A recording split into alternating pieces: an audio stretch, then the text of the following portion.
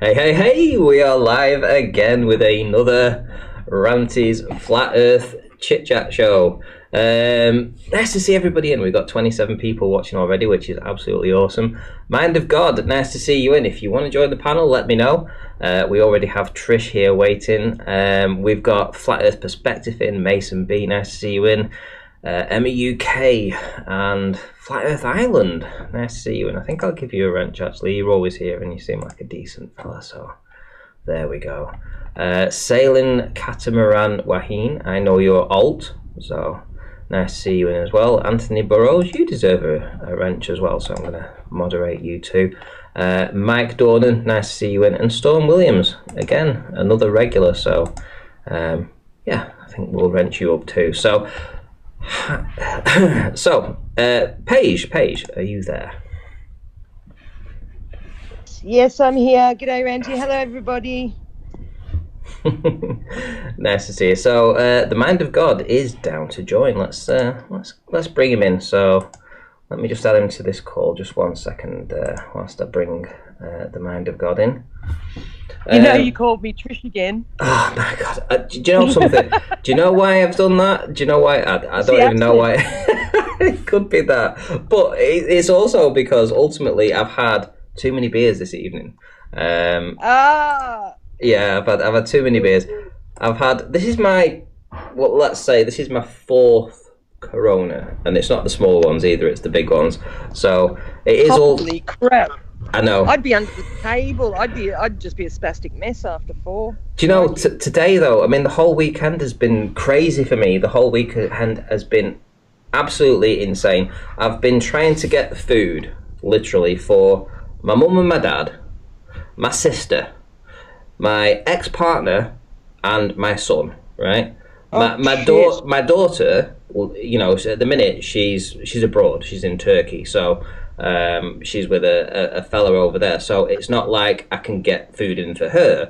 But with my son and my ex, so I spent all day today, for instance, going around trying to find food for them, and I've been into at least, I'd say, a dozen shops, right, trying to find food, meats that you can freeze, tinned soups, rice, anything, because I told them weeks ago to prepare, and of course we told them months ago, Randy, and of course they didn't right, so I've gone out and I've been out all day. I swear, honestly, I was supposed to go to work today. I didn't end up doing that, and I'll tell you why, because I went shopping yesterday afternoon and I saw how stripped the stores were, and I just knew that if I didn't get out this morning and try and find... I got to Aldi this morning. There was 2... I was the first in the queue. I went straight to the pasta aisle.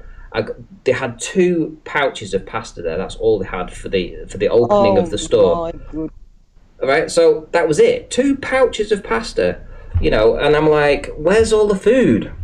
Yeah, where's the stock? So, of course, so as I say, I've been shopping for my mum, my dad, my sister. I've been shopping for my son and my ex. And I've just had it. I've just been constantly for the past 3 days shopping. And I'm like, I was just tonight. Do you know something? I'm having a few beers tonight. I'm actually treating myself. So I had a few beers. Forget about it for the night. It's my birthday week. It's my birthday week as well, so it's all good. Oh, happy birthday. So we'll probably be in lockdown by the time my birthday comes around, even though I'm supposed to be going out with some friends at the weekend, but we'll see whether that actually transpires. But my son was supposed to go on their Year 7 camp yesterday, and that was cancelled. Wow. They're still allowed to go to school, but there was no camp. And we live out in the middle of nowhere. I'm literally halfway between Melbourne and Sydney. You don't get any more bush than where I am. And I mean, what's the food sort? I mean, Mind of God. I mean, you're joined. My partner went down the shops all weekend. He went like 3 times on Saturday, and then he went 3 times yesterday because they kept saying, "Yeah, the truck's coming." And they had toilet paper in last night, and he was allowed to get 1 pack. They were saying one thing each. That was it. Wow. Yeah. Ranty, man, I'm reporting live from Houston, Texas, and I live downtown, and it's very quiet because people are working from home. So it's kind of eerie a little bit, but the food situation is not so bad for me because the restaurants are still open. But That's good. I use Instacart, which is like a delivery service, and they put warnings up, that you can still order, but don't expect everything to be fulfilled. So Woolworths here has suspended all internet orders and deliveries, all wow. click and collect, and all delivery orders from the supermarket. Right. And they're even opening an hour early for disabled and elderly to come in. If you've got the right kind of concession card, you can come in an hour early, because people were stealing toilet rolls out of blind people's trolleys. What? While they were waiting in line. Yeah. Payge, those are ball earthers, right? It must be. They're panicking. That's insane. Wow, Isn't that's it? sad. Stealing toilet rolls out of a blind person's shopping cart. My goodness. Why are people obsessed about toilet paper? Isn't there? I don't understand the obsession. I don't get it. Do you know there any other I can see is that toilet paper and coronavirus have the same gematria. Oh, interesting. That's the only thing I found that correlates the two. Wow. Yeah, it just happens to have the same gematria. So wow. Who knows? But yeah, I mean, just people stealing toilet rolls. Or the toilet roll, it's like, I saw a report about 8 weeks ago that in South Korea, they had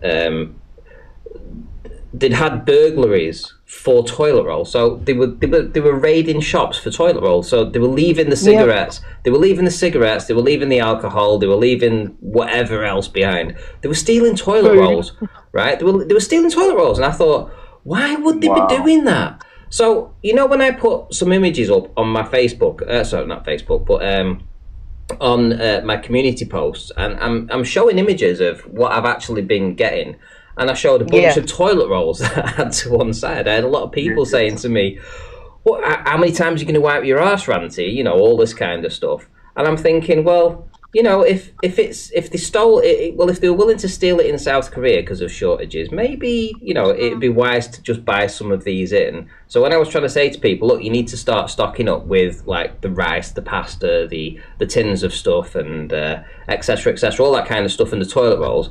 Literally 4 weeks later, this is when the shit starts to hit the fan.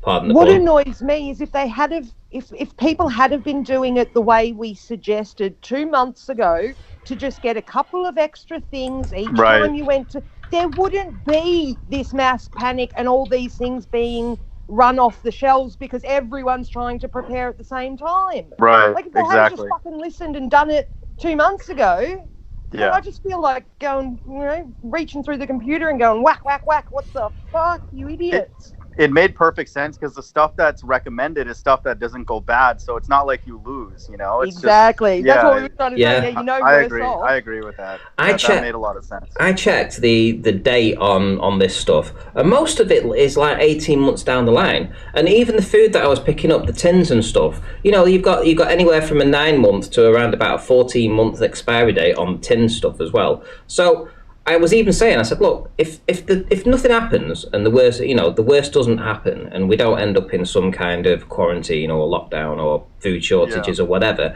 I can give all this away to the, down to the Salvation Army. The Salvation Army down the road, and I can help support them for a couple of days, to actually give food to the homeless. It's not a problem, because I've prepared for something that hasn't panned out. Okay, not a problem. But if I plan for something and the shit does hit the fan, right, okay, well, I'm prepared, and I'm glad I did it. I actually ran, and this is really weird. Did you see the poll that I did a few days ago? Yes, I looked at the results too, yep. Wow, can you believe those results? I'm going to bring them up, because I'm stunned. Do you believe that what would you say, the mind of God here? So, I'm going to ask you a question, right? So, do you think that whatever's going down is real or a hoax?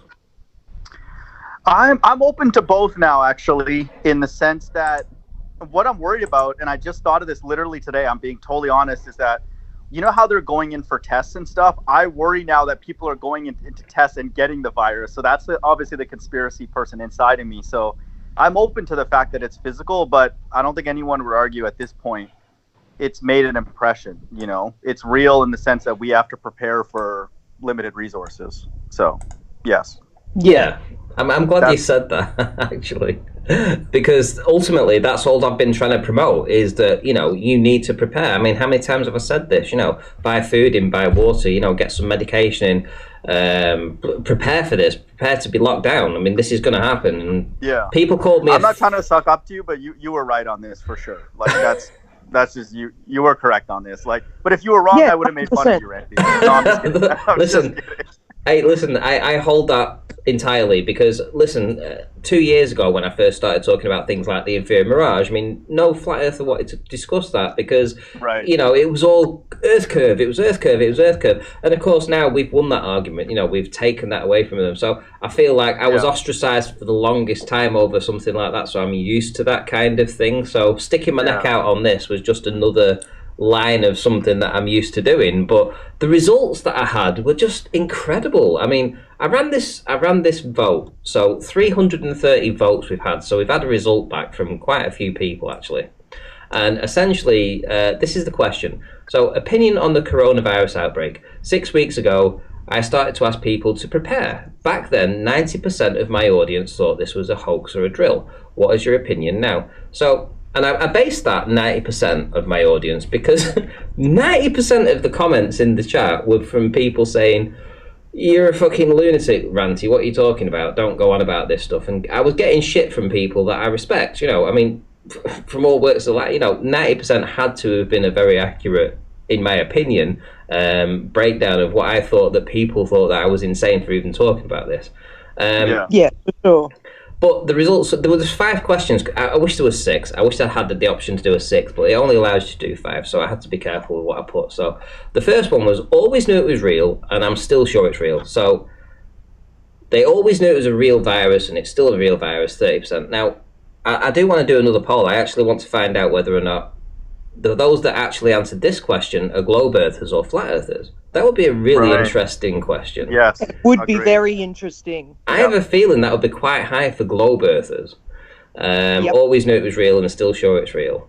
But the next one was always knew it was a hoax or a drill, and I'm still sure it's a drill or a hoax. And of course that was 50%. So half of the audience, half of the results said that they think it's a drill or a hoax, and they're still sure it's a drill or a hoax. Ranty, can I make a suggestion? Of course, yeah. Sorry, Ranty, can I make a suggestion on the wording that I think will help clarify, because my answer was one of the 50, but I don't take back what I just said a couple seconds ago, because the wording can influence what somebody says. I think what you may want to say is it physical or not? And then something like that, because I would probably answer that a couple days ago as hell no, but I'm open to it, you know, that it could be physical. Okay. Yeah, I was hoping for are there people dying but it's not a virus, you know, something along that line. There wasn't nothing. So well, the next question was the one that I thought would have the biggest swing. I genuinely 100% when I made this poll, I thought 100% that this would have the biggest percentage. And I was so shocked at the results. I literally fell off. In fact, I was going to do a couple of live streams, and after seeing these results, I thought, what's the fucking point? Yeah, you were really down about it. I was honestly, I thought, what's the fucking point? The question, this one was, originally thought it was a hoax or a drill, right? But now that you feel that it's real, now that you feel that the shit's hitting the fan, now you know it. And I thought this would be maybe, I don't know, let's say 30% or 35% or something like that. But it came back as 1%. 1% changed the mind. To be fair though, bro, dude, we're so scarred from flat Earth, man. I'm somebody who pushes the Bible. I don't even know what to think. I'm being totally honest. Like, all narratives everywhere, and to some extent, even in my own life, don't make sense. So just take this with a grain of salt. You know, like don't take it too personal, because we're all like still ringing from. Yeah, it's a big blow. It's a big blow to find out how big the lie actually gets.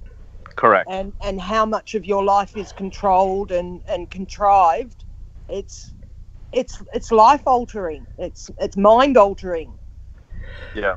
You did the right thing though, man. You didn't try and make money off it. You didn't say pay me and I'll, all that kind of stuff. So I didn't see any conflict of interest. There's a lot of people right now who I agree, I don't think their heart's in the right place, and they are creating a disproportionate amount of panic that benefits them, but then creates all this instability in stores and So Hey, I've only tried to report it as I saw it. I mean, like I say, I've done a lot of research into this. I wasn't talking about this on the back of just some whim.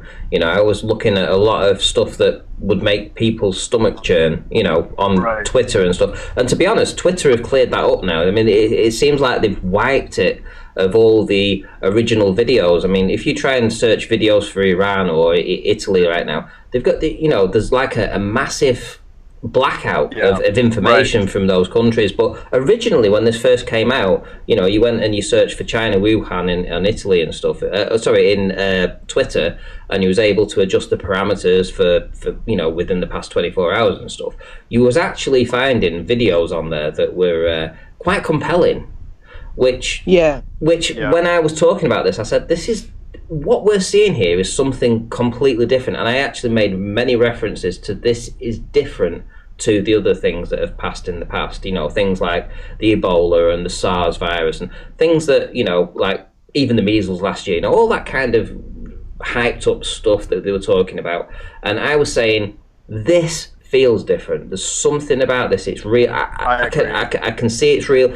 And I know that this is... And I felt helpless trying to say to people, look, please, just go out and just... Yeah, please listen. Just go and buy some extra food. Put some extra tins in your trolley. It's not going to hurt you too much. Just put a couple of extra tins in your trolley if you need to. Just get something. And anyway, I want to go... Ranty, can I make a suggestion? For those toilet paper... people are worried about toilet paper scarcity. I just got Rumpus's PDF, printed it out at my UPS. Oh, good idea. I'm going to use that. I think it's about 100 and some pages of just garbage, so I'll just use that as toilet paper. I just put that out there as a suggestion. Have you guys seen that they've given the first vaccine? They did it on 3/16. What's 3:16? John 3:16 in the Bible. Yeah, right. Yeah, for God so loved the world. Oh goodness! And they've now gone into Wikipedia, and if you go and watch, Whiteboard Gematria has just put out a real quick little video, just like 10-15 minutes or something, showing that his video on the movie Contagion and all the connections and shit, they've actually gone in and adjusted the Wikipedia page because of all the searches on it and the information it had. Wow. I watched that video. I actually watched that for the first time about 3 or 4 days ago, because somebody said, some professor or something said, if they had watched this video, Contagion, they would have been better prepared to tackle the the thing they put on it, they've got like the big name Contagion, and then above it they've got nothing spreads like fear. Like that's how they're promoting the movie. Nothing spreads like fear. Yeah. Well, to be honest, there is quite a lot of fear. I mean, I was asked, well, not asked, but requested to join group. When you sort of like, you're on Facebook and your friends want you to join a group. So I had like 3 or 4 requests from people to join this group, and it's like Coronavirus Blackpool or something.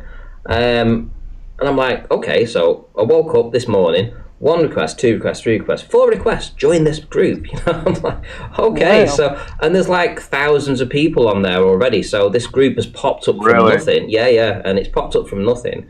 And of course there's like posts all the time, people are really, really, really talking about this a lot. It's even just on my friends' feed, it's just all coronavirus, that's all they're talking about.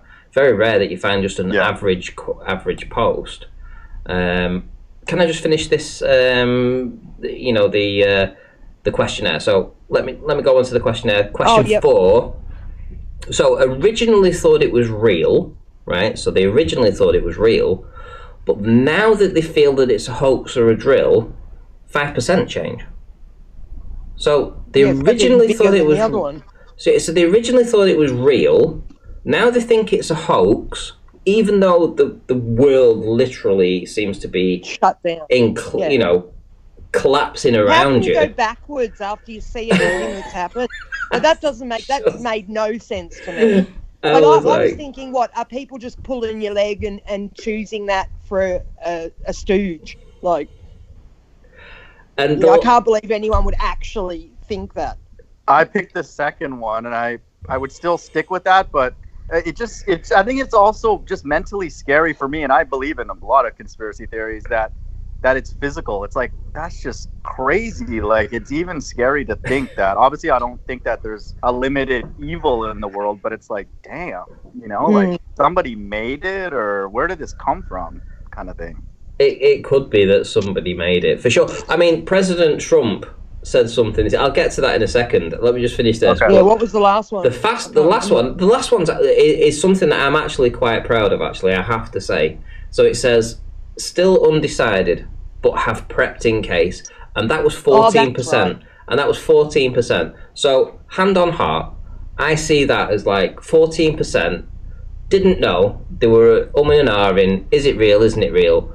But they may have listened to the arguments put forth from what I've been. And that's 14% of the people that have watched my videos have gone out and prepared just in case. And you know what? Yeah, even if it isn't 14%, let's say it's just 1% of the people that have listened and gone out and actually prepared. Quite honestly, I feel that I've done a great service to them, because now they try and go out and find food, and it's so scarce. And do you know something? Yep. Back in 1980, 1920, 1940, whatever, you go back those years, people used to be able to supply their own food. You know, they grew food. You know, they grew tomatoes, potatoes. Here in the UK, we don't do that very. You know, it's all industrialized. You know, that art of being able to self-sufficiently look after yourself is long lost. We've been made to literally think that we just go to the supermarket and get our food. Well, what happens when that runs out? What happens when we don't get that? You know, we don't have the means or the capabilities to just go out and just pick it off, and look after ourselves, be self-sufficient. You know, and those supply lines have been decimated. Countries locking themselves off from other countries. Boats, shipping industry just annihilated, basically. Yeah. There's no incoming and outgoing of trade. You know, all of this supply line in the UK, you know, where we get our food from abroad, you know, this 50-60% of the food that we get from abroad, it's no longer coming in. We've got a finite supply. What happens when that runs out? We've got to feed 70 million people.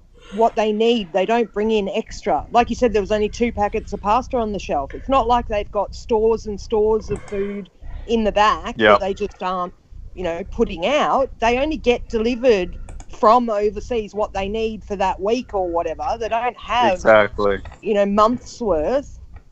Oh, I've had a super chat from Godzilla 37. I'll be down the memory hole like SARS, bird flu, swine flu, mad cow flu, Ebola. Need to go on. More people die from texting and driving. They promoted them as bad. They promoted them as it's going to kill us all. They've promoted this as don't worry, it's nothing. That's where I'm going. Hang on a minute. I don't believe anything mainstream tells me. So if you tell me it's not a problem, it's a fucking problem. And Ranty, that's a point that just don't take anything personal with what you're trying to share, because, again, people, maybe not us because we come on these panels and know you a little bit more. Most of us just assume anybody broadcasting a message is just full of shit. Yeah, so. Have you seen the coronavirus challenge? I haven't. Yes, I heard about that. Yes. Licking toilet seats. Yeah. Hey, that's really? sick, dude. There's no way. No way. That's just what. Yeah, I saw it on RT. Millennials are going around licking toilet seats. I have never wanted a virus to be real so much as I want it to be real now for those people. Like, there are some people in this world we need to get rid of. Here we go. All ball earthers, every single one of them. Right, so I make a challenge now to Sleeping Warrior, Tony Riley. I make a challenge to him for the coronavirus challenge to go to Blackpool Victoria Hospital and lick the toilet seat in the A&E department. Oh There we my go. God. So, Do you know he Ranty, still you're just hasn't asking spoken for to you're me just asking. since like 2 months ago? So, you're He asking for literally 5 has videos not to be spoken made to about me. you And I tomorrow. used to talk to him every day. It's like, he seems like, oh, we don't need to jeez. fall out just because we don't agree with this. I'm like, of course not, Anthony. I'm not going to fall out with you just because you don't agree with me over this. And then he just stops talking to me. It's like, okay, whatever. oh dear me. Yeah, well, That's crazy, man. well, if Tony doesn't believe it's real and he thinks it's a hoax, he should have no problem doing that. doing the coronavirus Doing the challenge. coronavirus challenge. But listen, in all seriousness, no, don't do it, Tony. It's not going to bode well for you. God only knows what else you'd get.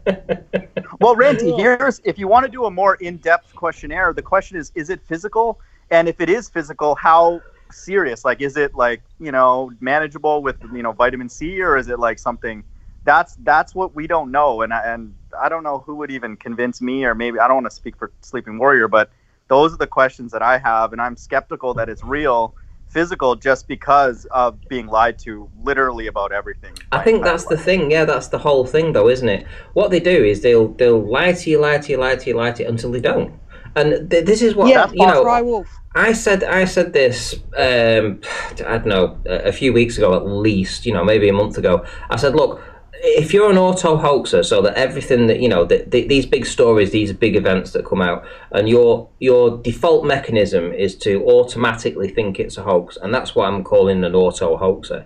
Is that, I mean, so let's say that you hear this story that a plane has gone missing in the Atlantic somewhere, and I don't know, some personality was on it, some personality. There'll be auto hoaxers out there saying that it's a hoax, that it's not true.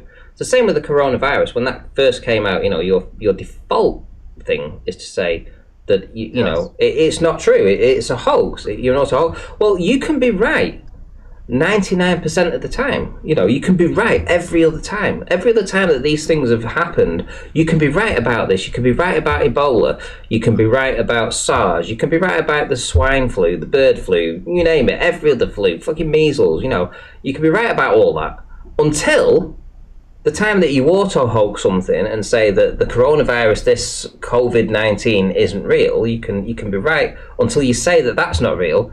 And then that turns out to actually be real, in which case you're wrong, and all the other times don't matter because, Yeah, you're up shit creek. Then you're up shit creek because, you're wrong, essentially, because you've just auto-hoaxed it. Instead of looking at the details, you've actually looked at the numerology or some other kind of weird connection to it. Yeah, it's got 33 in it, so it's got to be fake. Yeah, but if you dig into it and you look at it, I've always done that. I've always done my homework on stuff. I've always looked into stuff. I looked into the measles, I looked into the Ebola, I looked into SARS, I looked into you name it, everything I looked into, the swine flu. I looked into this and I knew it was different. Something was different about this, and it just felt different. There was something real about this, and I don't care.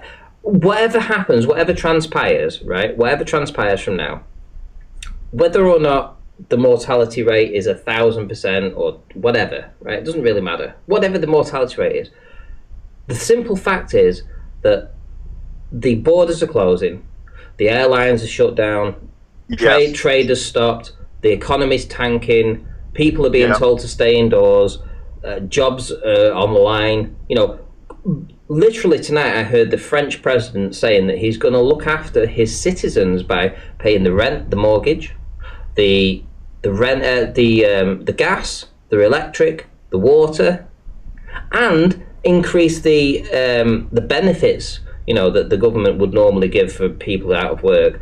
He's going to increase that too. So he's going to basically give them everything that they need for not working, literally. So if that isn't like a kind of an indication of what they're going to do to the economy going forward, they're just going to write it all off. But basically, they're just paying people to stay at home. So of course, there's other agendas that may be down the line of this. You know, I mean, it's not like we were stupid to think that, okay, they aren't going to take advantage of this in some way.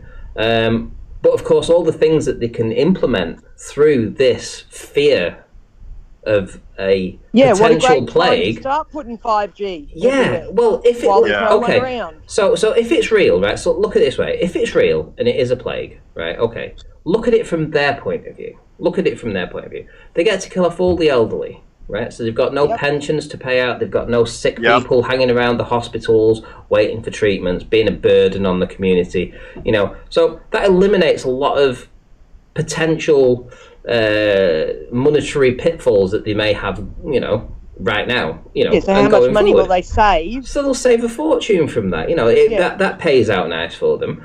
Then, you know, they get to people stay in the houses for a time, so they get to take all the distance out of the houses, and they died of the COVID-19.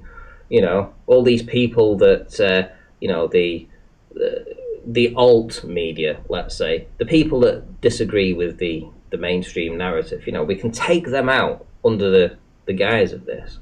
But they could also bring in the collapse of the monetary system that's going around right now. Right off all the banking, everything digital. That's basically a payout, Ranty. You know what you were saying with the elderly, how it's a financial mindset? That's a very good, maybe that's not exactly what's happening, but that's a good mindset, because even the stock market stuff, people don't understand. It's not like the money's disappearing, it's just getting paid out, you know? So they're getting paid, you know? Well, all they're going to do is they're going to redistribute the wealth. Exactly. And they do that by, right, so these big companies let's suppose that 50% of these big companies are individually owned, right? So they're nothing to do with the elites. But they've sprung up from nowhere. They're self-made, right? Self-made businesses that have actually managed to get there. Well, they collapse the economy. They bankrupt, essentially, those businesses. And they're able to pick them up for peanuts. Right. Yeah. You know, and then they restructure the debt. They make a different currency. It may be that they bring something in that's like a completely different currency altogether. It's going to be some kind of, I don't know, gold-backed kind of currency or something that they bring in, and maybe they do it on a grand scale instead of just having it on the euro. They have it on the world. You know, maybe a world currency. Who knows? Or a one world government. Well, that's what they want eventually. A digital currency that's the same everywhere. Of course, and then the other thing, if you listen to the advice that the UK put out this week, which, well, I think last week, was to do this herd immunity thing. So what is that? Okay, so herd immunity is that. Okay, so currently, if you believe the narrative that the virus is spreading the world, and we don't have, it's a novel virus, so we don't have a natural defense towards this particular virus. So if we get it, we're on our own, basically. You know, we either defeat it or we don't. We don't have any kind of natural defenses towards it.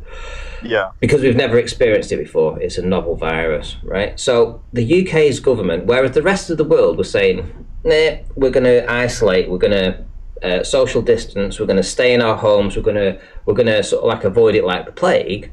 The UK's response was to say, well, okay, well, we're just going to take it on the chin, you know, bring it on, you know, let it come. Yeah, most people have mild.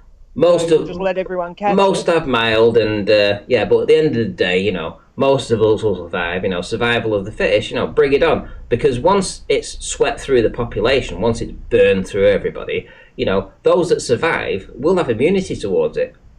Mm-hmm. So, you know, rather than hiding from it and letting it pick us off one by one, we'll just stand up to it like like you stand up to a bully and say, well, we'll take you smacks, but ultimately, you know, the strongest survive, you know, and that's what their policy was.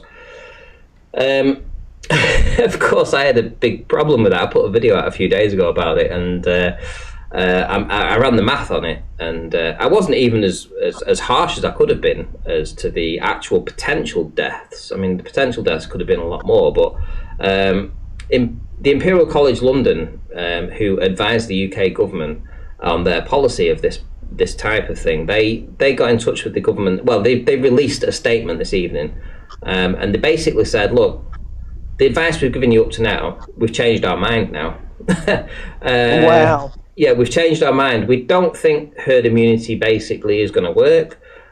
We actually think, we advocate now that you isolate quickly, because we ran the mathematics. Hello, I ran the mathematics a few days ago, and what they're running now is essentially the same. But I ran the mathematics, they ran the mathematics, and now they're saying, yeah, we can't cope with the amount of people that may end up being in a serious or critical condition in the hospital, which may lead, at the best case scenario, to 250,000 deaths. Wow. A quarter. So we advocate, even if you now implement everybody staying away from each other, so staying indoors, you're still going to get 250,000 people dead. Right? That's literally what they put out. Quick point. This is also for me, just being a mathematical type person. Whenever they start quantifying the deaths and then the financial implications, that makes me less comfortable that it's real. I'm just being completely transparent, because that freaks me out. I'm like, no normal group would do that. Like, hey, there's like something happening in the world. Let me run some models and see, and this many people. Who does that? Like, that doesn't solve anything. Well, yeah, that's true. I agree. I can agree. Models are models. We don't live on. We're flat earthers here. We don't live on a model. Globe earthers don't live on a model. Yep. We of course, but ultimately, the UK government has been taking advice from these people, and these people have told them, take it on the chin. Be different to the rest of the world. Take it on the chin. Man up to this. You can stand up to this. Survival of the fittest. Now they're going, oh shit. But now they've turned around and said, actually, the spread is that far, and it's that more virulent. It's actually that more potent. It kills more than we thought. We might want to change our mind on that. And what they've advised, get this, they've advised the UK, they've advised staying in the houses until a vaccine is produced, which could take 12 months to 18 months. This is what the Imperial College London have told. And do what? To stay in the houses for 12 months to 18 months. I'm not kidding you. This was released this evening. Sports and do nothing. Right. Just stay indoors. Avoid contact with other people. No shaking hands. No big gatherings. All that kind of. Safe self-isolation. All that kind of shit. For 12 months to 18 months until a vaccine is available. And when the vaccine's available, then we're willing to, change our opinion on stuff. But ultimately, all this taking it on the chin, was all bollocks anyway. Because I worked out. What kind of advice is that? Yeah, That's ridiculous. Do you know how many ICU beds the UK has spare at the? Well, not right now, but like a couple of months ago, 701 was the amount of ICU beds we had. How the hell are we going to take? Right, if you get 40 million infected, which is what they wanted, 40 million infected to get herd immunity, which would mean that 20% of them would probably be in a serious or critical condition. That would mean that there was 8 million people needing an ICU bed. How are you going to fit 8 million ICU patients in 701 fucking beds? How are you going to do that? Exactly. Can't do it. You can't. Unless they're really big beds. Very, very big beds. The beds would have to be the size of a football pitch. Right. Share with a million other people. I think this virus was actually constructed by Shea and Rumpus together, co-collaborating. Like the offspring child of Payge. Yes. Right. Okay. Which was the giver, though? I mean, I don't want to get into that. Like he can, he likes to talk about trannies and stuff. So that's speculation, but I'm pretty sure that it was. Did you see the news? The mainstream media put this woman tweeted something about how somebody had spent $500 million on advertising, that hadn't worked, and they could have given, every person in America $1 million and have money left over. And the news rebroadcasted that $500 million. They're saying, she said they could have given $1 million to every American with $500 million, and nobody caught how wrong the math was. Like, that's giving $1 million to 500 people, not right. You know, like, how dumb are you? We live in a strange movie. Media is. They didn't notice that the math was that wrong. Right. I don't know what to make of this. You've got to worry when you've got people like that telling you shit. It's so confusing, man. Like, people are giving elbow daps. Like, I'm golfing and people are giving elbow and fist daps. I'm like, we're still touching. You know, it's not. I don't understand. Like, it just seems really strange. Like, everything. Can I just respond to Toady? So Toady UK says, and this is really important because I knew this would crop up. He says that your math is wrong because not everyone is infected at the same time, so they don't need all beds at the same time. So he thinks he's made a very good point there, and I want to point out to Toady that he's completely wrong, and he hasn't obviously looked into this. And I'll get into this right now by saying that the UK has just 4,000 intensive care beds. 4,000, right? Total, yeah. Total. The recovery time that it takes for the ICU beds for each individual patient in each of those beds to actually go from being in a serious condition to recovering is 14 to 21 days, right? This projected virus is supposed to be reaching its peak in about 3 months, which basically means even if you had a turnover and a success rate of 4,000 beds and every one of them came through it, everyone was great afterwards, you know, everyone lived, right? In that 3 months, you'd only get a turnover of 4. That would be 16,000 successful results. Yeah. 16,000 successful results over a 3-month period from the people that you took in. That has no effect whatsoever on the 8 million people still waiting for the bed, right? 16,000 success cases. Like arguing for the sake of arguing. Yeah, exactly. 16,000 success cases does come nowhere near to 8 million people requiring a bed, because then it doesn't matter whether you've got 4,000 people, 4,000 beds, or 16,000. It pales into insignificance when you're talking about 8 million, right? The percentage is irrelevant. It's so minute. So, Toady, you are completely wrong there. Completely wrong. The UK government needed herd immunity, right? They needed that over the next 3 months, and they needed 40 million people to become infected, and that is the actual fact of it. So, Toady, I'm sorry. I like you. You're a good glober, and you come in and you do that shit, but ultimately you're wrong. Wrong. Badly wrong. Right. Okay. So I'm sorry to just jump in there. No, you're right. What we were talking about, sorry, I just got distracted there for a minute. So, what gets me with the vaccinations and this whole,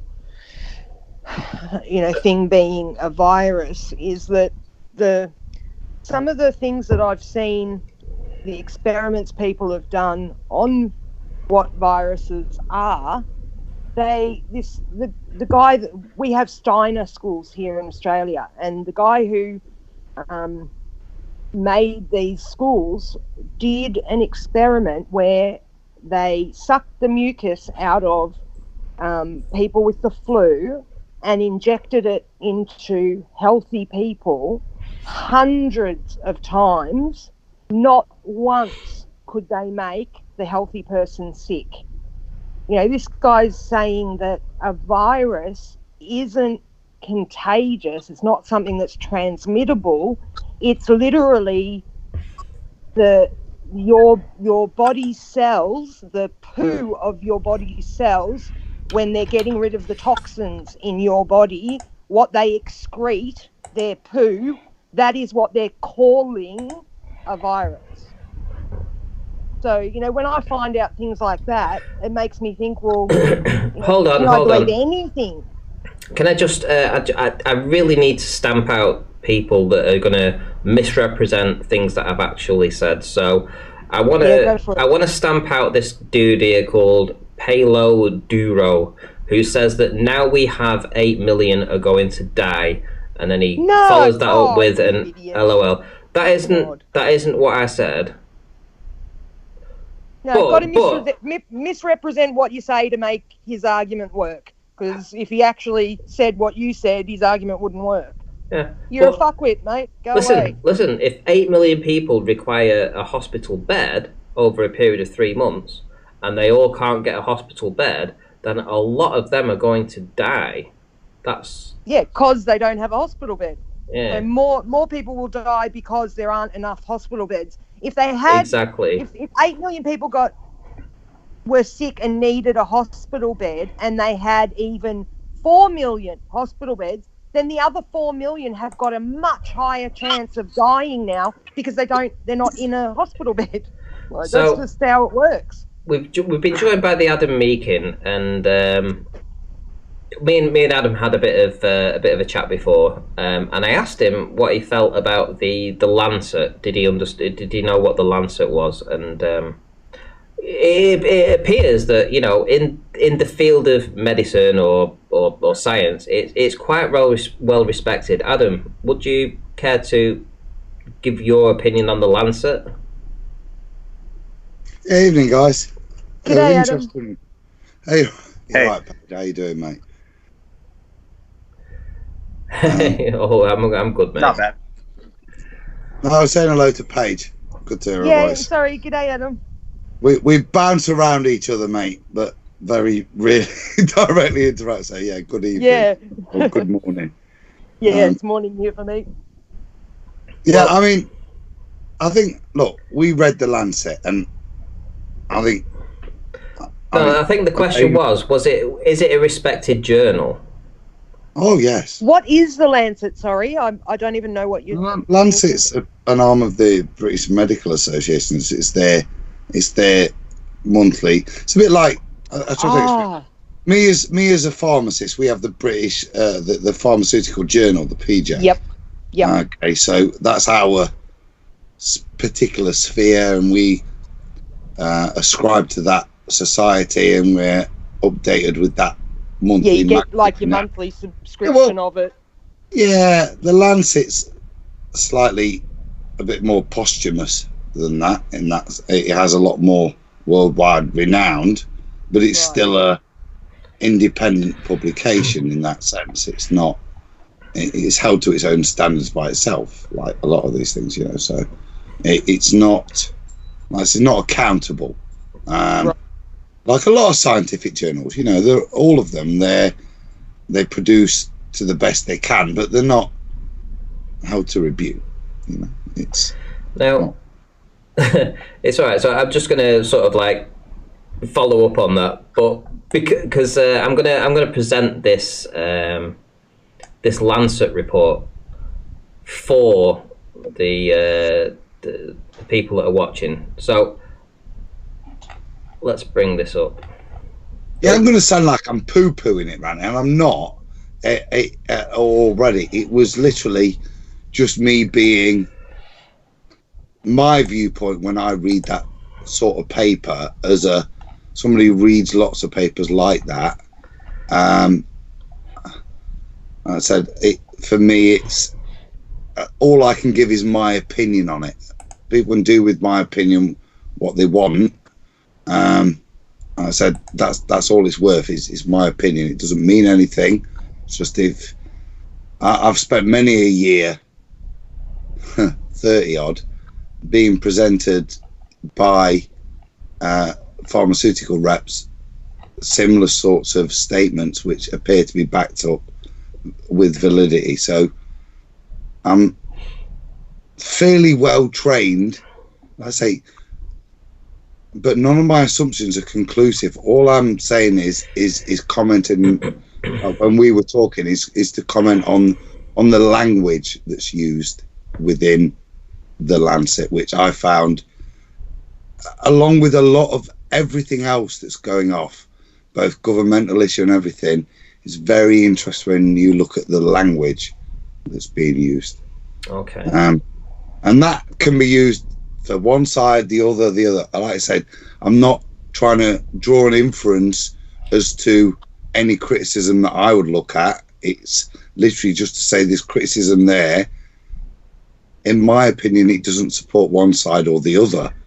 Okay. Other than it confounds to me that we're not necessarily being provided direct truths. I think we're all being played with, mate. All being. Okay. So. And we've got to we've got to stick together on this and not argue together. This is what we were chatting about, weren't it? Yeah. But this is about can I where just... truth is, and we've got to be able to discuss this and Okay. each give our opinion and not be vilified for our opinion. So and know that they want to vilify our opinions. Okay, so I want to give my opinion as to let's go back around about 6, 7, 8 weeks ago, when I was claiming that the mortality rate in Wuhan was running around about 17%. So I quoted 17%, and I was adamant about that. If you actually look back in my videos, you'll hear many a statement of me quoting this figure. I want to draw your attention to what the Lancet is. So when we type in the Lancet, it says the Lancet is a weekly peer-reviewed general medical journal. It is amongst the world's oldest, most prestigious, and best-known general medical journals. I mean, essentially, you can't get higher praise than that. You know, I mean, that's ultimately the ultimate prestigious journal, as you quite rightly said there, Adam, before. But I mean, mate, it is like if you're kind of trying to get something published in a journal, to get it published in the Lancet would be the greatest place from a medic's point of view to get it published. It is, I say, a posthumous place to be recognised. So a couple of days ago, the Lancet released this article. It was called Real Estimates of Mortality Following the COVID-19 Infection. Now then, I want to just bring this up because, and it's not that I'm having a go at Sleeping Warrior here, but he has been constantly mentioning this 17% because everything else that I've talked about has come to pass. Everything. And he's still hanging on to this 17% that I was talking about 6, 7 weeks ago. So from the Lancet, a couple of days ago from the Lancet, whether or not it can be validated or not, it has been reported in the Lancet. It's got there, and the people that have done it is David Board, Xiong Kui, Karen Nielsen-Sains, Didier Musso, Leo Pomar, and William Favre. So they've published this this article, and in this article there's a very important sentence here, and it says this: a recent time-delayed adjusted estimation indicates that mortality rate of COVID-19 could be as high as 20% in Wuhan, the epicenter. Wow. The epicenter of the outbreak, right? There we have it, right? Whether or not, you know, I'm not interested in clicking links. I'm a painter and decorator from Blackpool, and this is from the Lancet. And they have a statement here saying that a recent time-delayed adjusted estimation indicates that mortality rate of COVID-19 could be as high as 20% in Wuhan, the epicenter of the outbreak. Underneath that, we have a graph. We have a graph on the left-hand side. We have mortality rate in percent, and we have the blue line that comes down is the calculated within 14-day delay, and the red line is from the current WHO estimates. So the WHO they stay pretty consistent. They're always around about 2.5% to 3%. But if you look back at February the 10th and 11th. The mortality rate was up at around 23%. And you know, and I have a feeling that was all down to the facilities that were available in Wuhan. the amount of people that got infected, the fact that the Chinese government allowed this to propagate through their community for a month and more before they even made any real efforts to contain it, and they were inundated with people needing medical attention that were in severe or critical condition. They all swarmed down to the hospitals to get medical attention, to suddenly find that they didn't have the ICU units there available to tend to their needs, which was why the mortality rate was so high, because they didn't have the critical care. Before about how many beds are needed if too many people get sick at the same time. The people who need a bed who don't get one, the mortality rate for them will increase. Exactly. And when I was reporting this and saying in Wuhan, the mortality rate is 17%. This, from the Lancet, essentially backs me up completely. See, Cody's having another Ranty, I got a question for you. Talk about the Lancet. It must be part of the misinfo machine. Okay, but forcing cherry pick here. How do you discern which journals you agree with? It's not that we agree with them. What he's saying is that these were things he pointed out that could possibly happen, and now he's showing you that yes, there are reputable things saying that it's also very. It's also one last thing. It's also very, very, very, very easy to understand. If in the UK right now there was 50,000 people with coronavirus, okay, and a lot of them may have no symptoms and they don't go around appearing on any kind of radar. You know, nobody even knows they exist. They're not even in the percentage, right? Okay, but let's suppose there are 50,000 people that are on the radar, right? And of those 50,000 that are on the radar, 20% of them need hospital treatment. So that was going to work out at 10,000 people that are going to need medical care, right? So they're going to need, in some form or other, medical attention. Probably around about 5,000 of them are going to need some kind of ventilation, you know, some kind of respiratory relief to help them live, you know, if they can get it. But the problem is, in the UK, we only have 700 available ICU beds.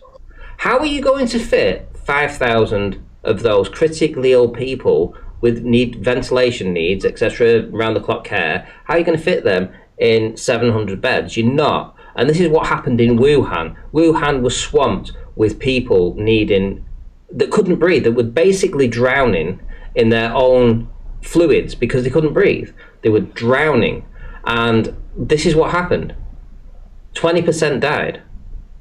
And I was completely correct when I was saying that in Wuhan at that particular time, 17% at least of people were dying. And it's true. And this would be the same in the UK, because if we got swamped, if we had this inundation that the UK government was promoting last week and a few days ago, which was herd immunity, to allow the coronavirus to sweep all over us and just infect everybody, you know, then we would have 8 million people that needed hospital attention. We don't have the beds for that.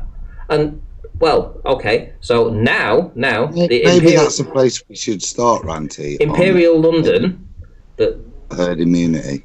Because I think that's a great place to agree that the initial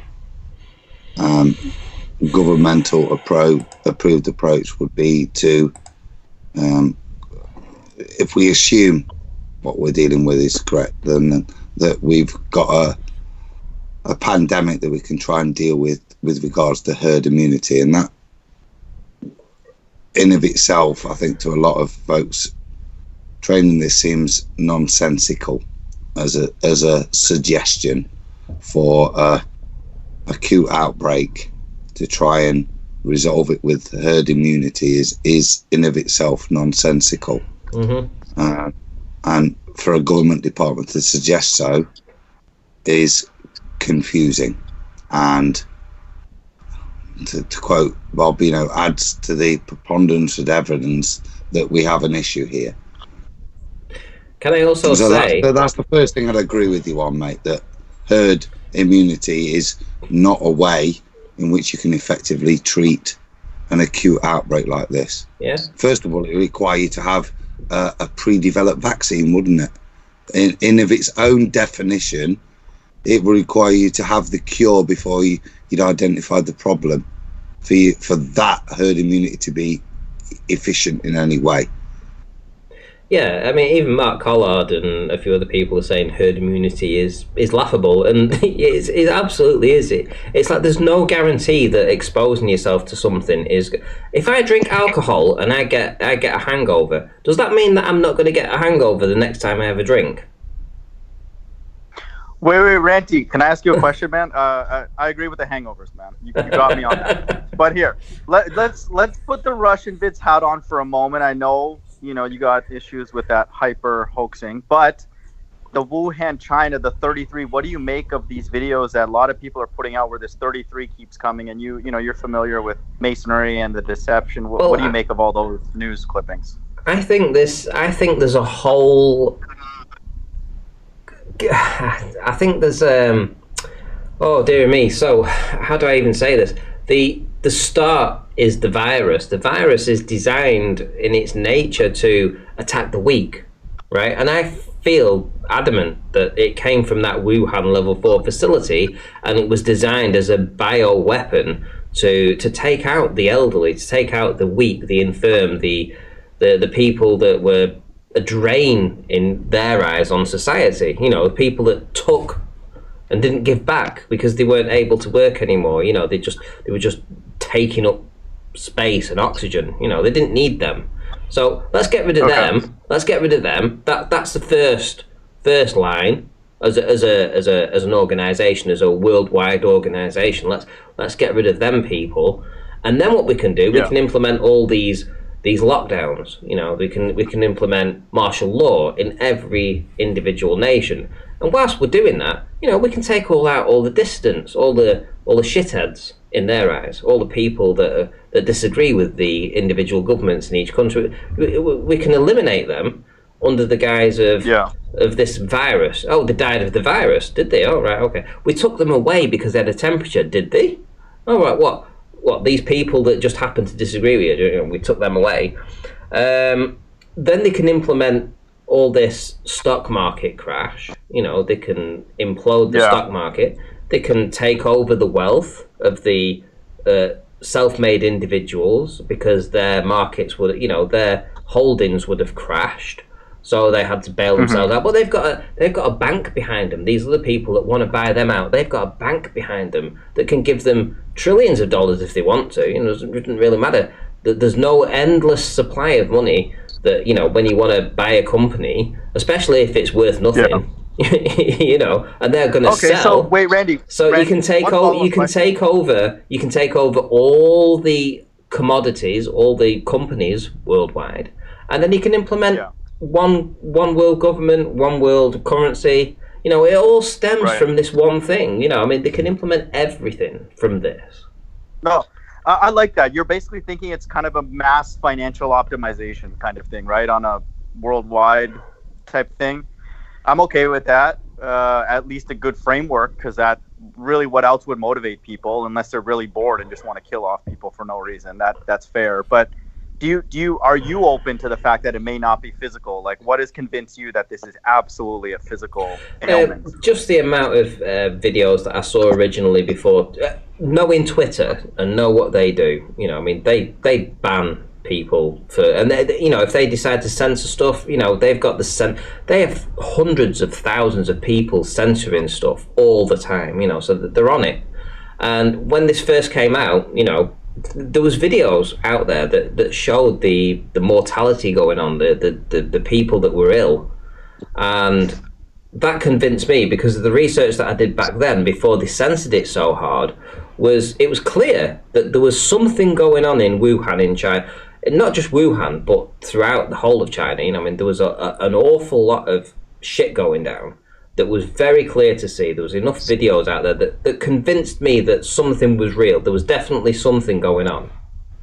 Okay. So we're doing polls in the chat. Does anyone know anyone who's been physically affected? Do you know of somebody or anybody on the panel, or like? I don't know anybody. Okay, that we ask, and honestly, I ask, and I don't ask people at the golf course to be rude because they're like, "Oh, 9 cases in Brazoria County." I'm like, do you know them? You know, or like, do you know somebody who knows somebody? And I would need that at some point. Obviously, I don't want that to happen, you know, to anybody, but I think, that's what I'm waiting for. I think that the next 2 weeks is going to really, because essentially most of the people that watch this, we've got 3 groups that watch the, you know, locations. We've got the UK, obviously, we've got America, and we've got Australia. So we've got 3 areas that, for the most part, we appeal to. I think in the next 3 weeks, this stream that goes out to those regions may, you know, elicit some kind of response from people that say, hey, you know, I know somebody. Because when you're talking just a few thousand people out of millions of people, you know, I mean, the chances of somebody knowing somebody, you know, it's kind of remote. Fair enough. But I think as this develops, you know, it may turn out that somebody knows somebody. It may turn out that I know somebody personally, or, you know, it might even affect me, who knows, you know, or you or anybody. But I think down the line, you know, we've got to look at that as a broader picture. I think it's too small right now to sort of like be asking that kind of question. But I appreciate what you're saying, because I don't know anybody, and I don't know anybody that knows anybody that knows anybody. Right. So it's one of those things where, you know, you don't want it to, you know, you don't want that fact to come true, but it's necessary for especially us who've been duped with this fictitious ball earth. You know, we're very hypersensitive to trust our senses, touch, feel, sight, and all that. So it's one of these weird conspiracies where you really can't kind of touch it because you can't be around it if it's real. So I don't know what would convince me that it's physical, and I don't really want to be convinced, but I'm open, I guess. Chris Berry's in the chat saying he might have somebody in his family affected. So if it's real, we're not excited about it, but all I'm going to say is that, you know, I've made some provisions here to last a few months. You know, that's smart. That's what I've done, and that's mainly because if it is real, and I have to go out and I have to walk around and interact with other people that may have it, because I'm actually having to go out and find food down the supermarket that, you know, that other people have touched, you know, when this virus could be spreading exponentially. You know, right now there might be only 1,000 people. In a month's time there could be 10,000 people. Well, that's more people that could have touched my tin of soup that I'm about to pick up, because I've had to go out to the shop to go and get it. if I don't have to go out to the shop to go and get it, you know, because I've got the food here, I don't have to put myself in that situation. No, Ranty, your advice would be good, even if it was just a common cold. You know, let's just say there was a cold going around. People are like, hey, you limit your, you know, it'll be logical. So I think your heart was in the right place. So I don't see why you got a backlash on that. That's strange. But I mean, if you're profiting off of that, even still, it's not wrong to profit off of good advice, but it's when people like Christopher Green get on and do it for years. No, I mean, mate. That's a little different. Talking about this shit doesn't make you any money. Believe you me, it loses your subscribers. It makes you feel, in the flat Earth community, it kind of like devalues your reputation in a way, because people think that you're more susceptible to the mainstream bullshit, and you know. Nothing could be further from the truth. It's like it just so happened that I researched this, just like I researched everything else, and I made a very conscious decision to talk about it, because I felt that actually this was different to the rest. And you know, people can, you know, just accept that, or they can't, you know. But mostly flat earthers will renege against that, and they'll say, "Yeah, that's wrong. Auto hoax." And I understand that situation, because I've been there too. You know, the first thing that came about when I heard about this was like, it's a fake.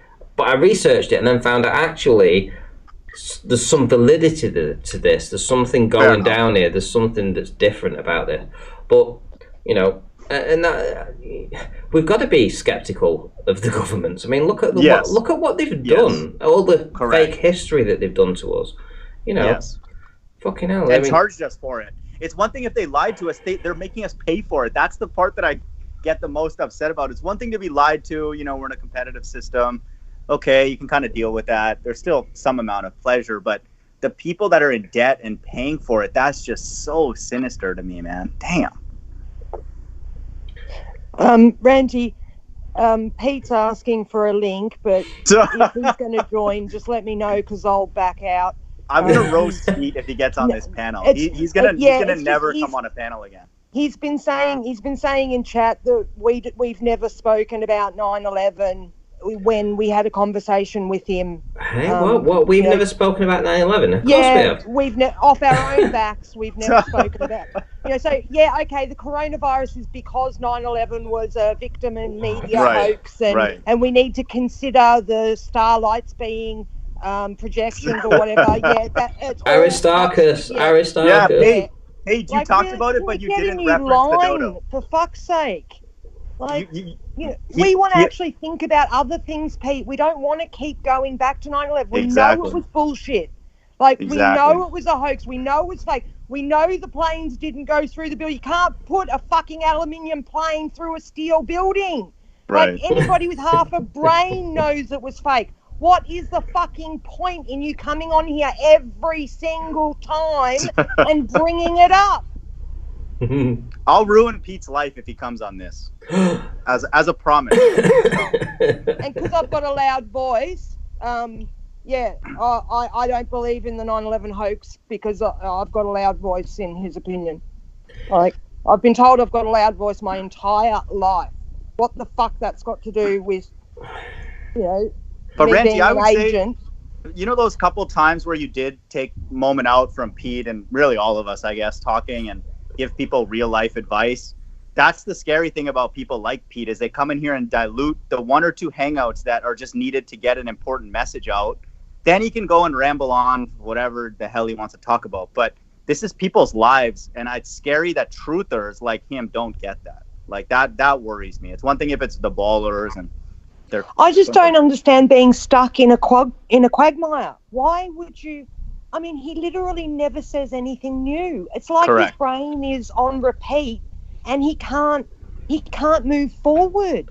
Yes, and it's like I don't want to be stuck running in the same position. I want to move forward. Thanks. Bring him on, Ranty. I accused him of making the virus, so maybe he wants to respond. Okay, hold on for a minute. I just want to respond. Right, so there's a guy in chat called Flat Earth. Right, okay, so for some reason I don't know what it is, but I don't think that this guy is legit. I don't even need to check his channel out. All I'm going to do is I'm just going to ban this motherfucker.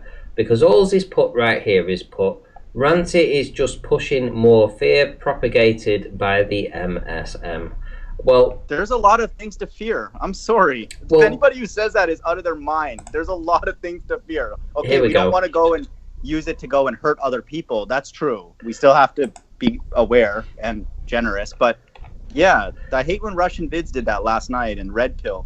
They get on these live streams and everything's fine. It's just only thing to fear is fear itself. No, I'm sorry.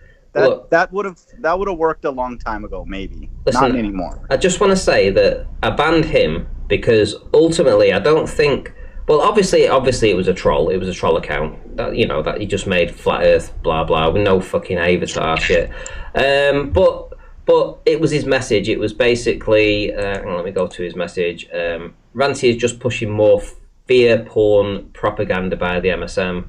I mean, did I do that? Were the MSM even talking about this 8 weeks ago? No, they weren't. Were they talking about it as much as 7 weeks? No, they weren't.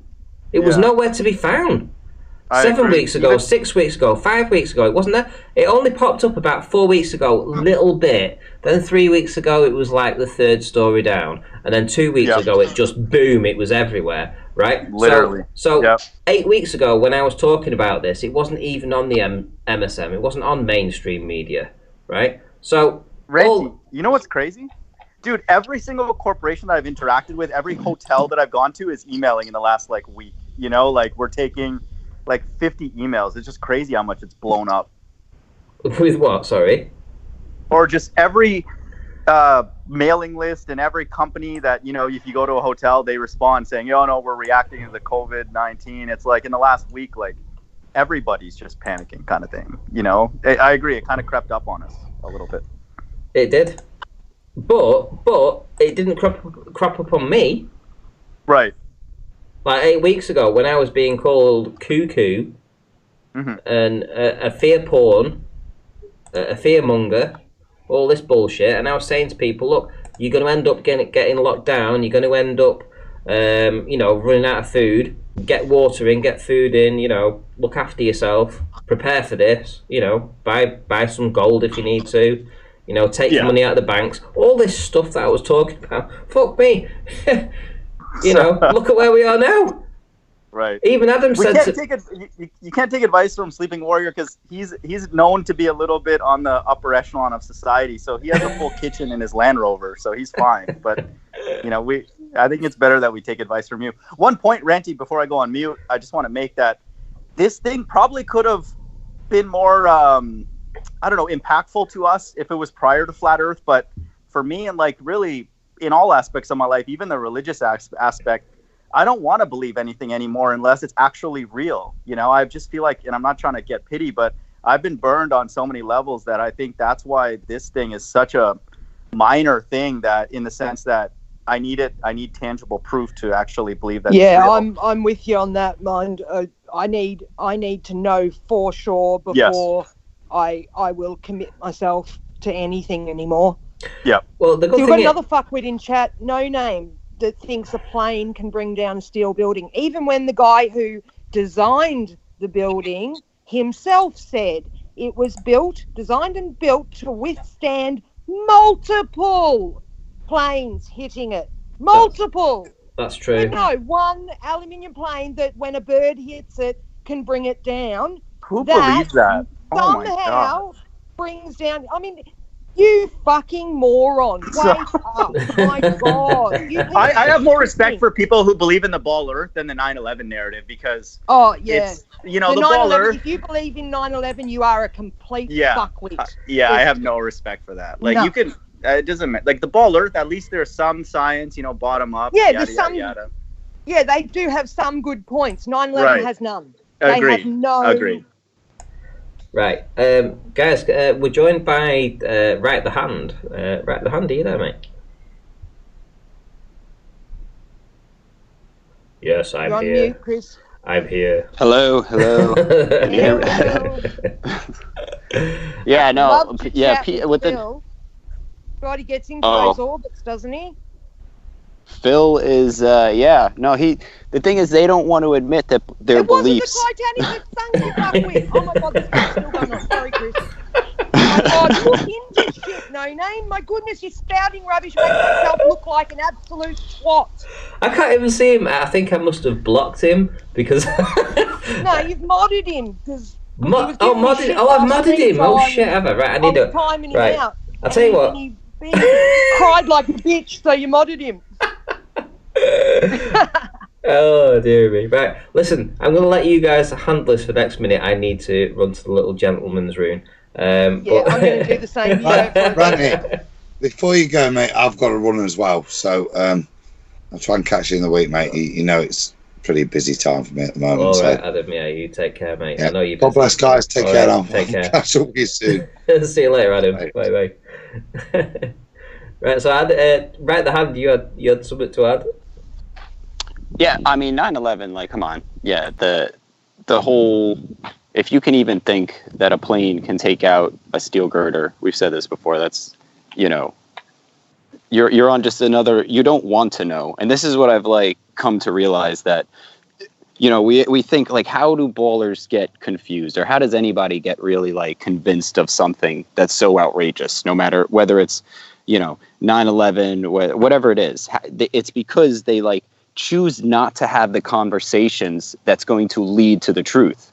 So if you don't want to talk about it, of course you're not going to find any truth in anything. You're just going to have the same old conversations.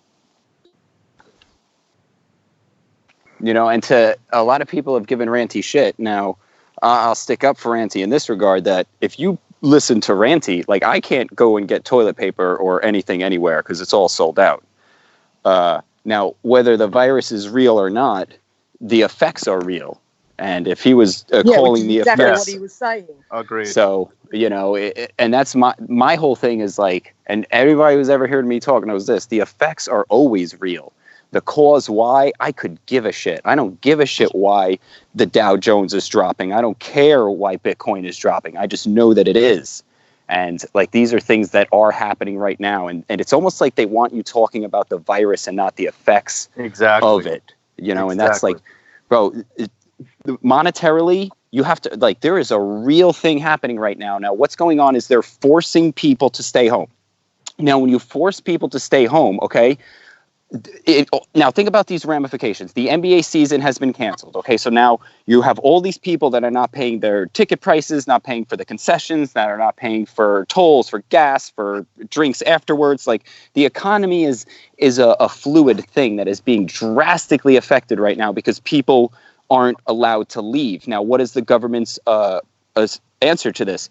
Well, they are now going to stimulate the economy, which means they are going to take more tax dollars and give it basically to the companies that are losing money because the government told them that they can't have anybody working. So yes, they're like, oh, you're now on forced. It's just a big scam. They say Amazon or whatever, like, oh, you can't be on full hours, okay? But don't worry about cutting people and sending them home with pay because we're going to pay you for that. So these companies are just getting money to send people home to not work. Yeah, it's corporate welfare. That's what Red Pill says. Exactly. Yeah. Yep. But isn't it like, when they do stuff like that, essentially money's worthless?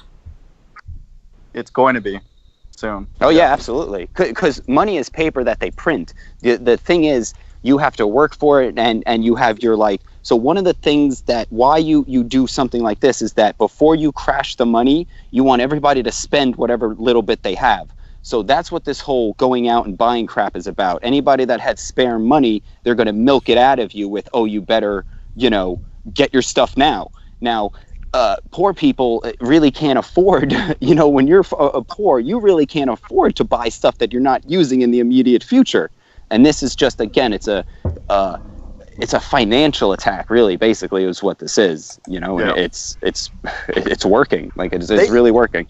They do this historically. They just crash things, make it pretty cheap for the people who have money on the sidelines to buy stuff, and then they just come in and swoop in and own companies, based on this corporate welfare. So it's not new, but it's scary because of how many people in the world are, on the cusp of financial ruin. Yeah, no, gas, look at gas prices. Hasn't really changed, have they? Why is gas not, shouldn't the price of gas be going crazy up? The price of commodities hasn't really gone up, so that's what makes me think it's more of a not actual depletion of resources, but more of a controlled one. It's scary, man. It just feels like our government is against us and they're very powerful. So what the hell do we do? Yeah, well, I mean, if you've ever seen the movie Ethos, granted, Woody Harrelson is talking blah, blah, blah, but there is a lot of truth in what they drop. And one of the things is that the government is not self-sufficient. Like, it needs input. It needs outside energies to sustain it. So if the people that were sustaining the government realized that they were sustaining the government and slowly gave less, you just pull away from the system. You don't buy as much stuff because that was sales tax and that's power for the government. So you grow your food. You know what I mean? Like you don't take longer showers. You just but again, this is the whole point of why they make life so convenient, is so that nobody will give up the convenience, because their convenience is their power. If you can't take a cold shower, then you're always going to pay for hot water. Right. But what do you think about the French saying that they're going to give free electric, gas, rent, mortgage, water, whilst this is going on, and increase the handouts that they would give normally? It's like unemployed people, so they're going to increase that too. So, what would you say to that? I think eventually what they're working towards is a worldwide universal basic income so that nobody works and everybody is just, you know, because that would be like a trial run. They're like, let's see if people, you know, will accept money to not work and stay home, right? Because like if you were like, yo, Chris, I'll give you $1,000 not to work on your garden, I'd be like, no, keep your fucking money. I'm going to be outside. I'm going to do what I want to do with my garden. Because they want to have a universal income. When AI gets good enough that most of the jobs are taken by robots and by artificial intelligence, they just want to be able to give everybody a universal income. So this is just a good test to see if people will accept that. Removes motivation to work, you know. Yep. And that's really, you know, that's the ultimate control.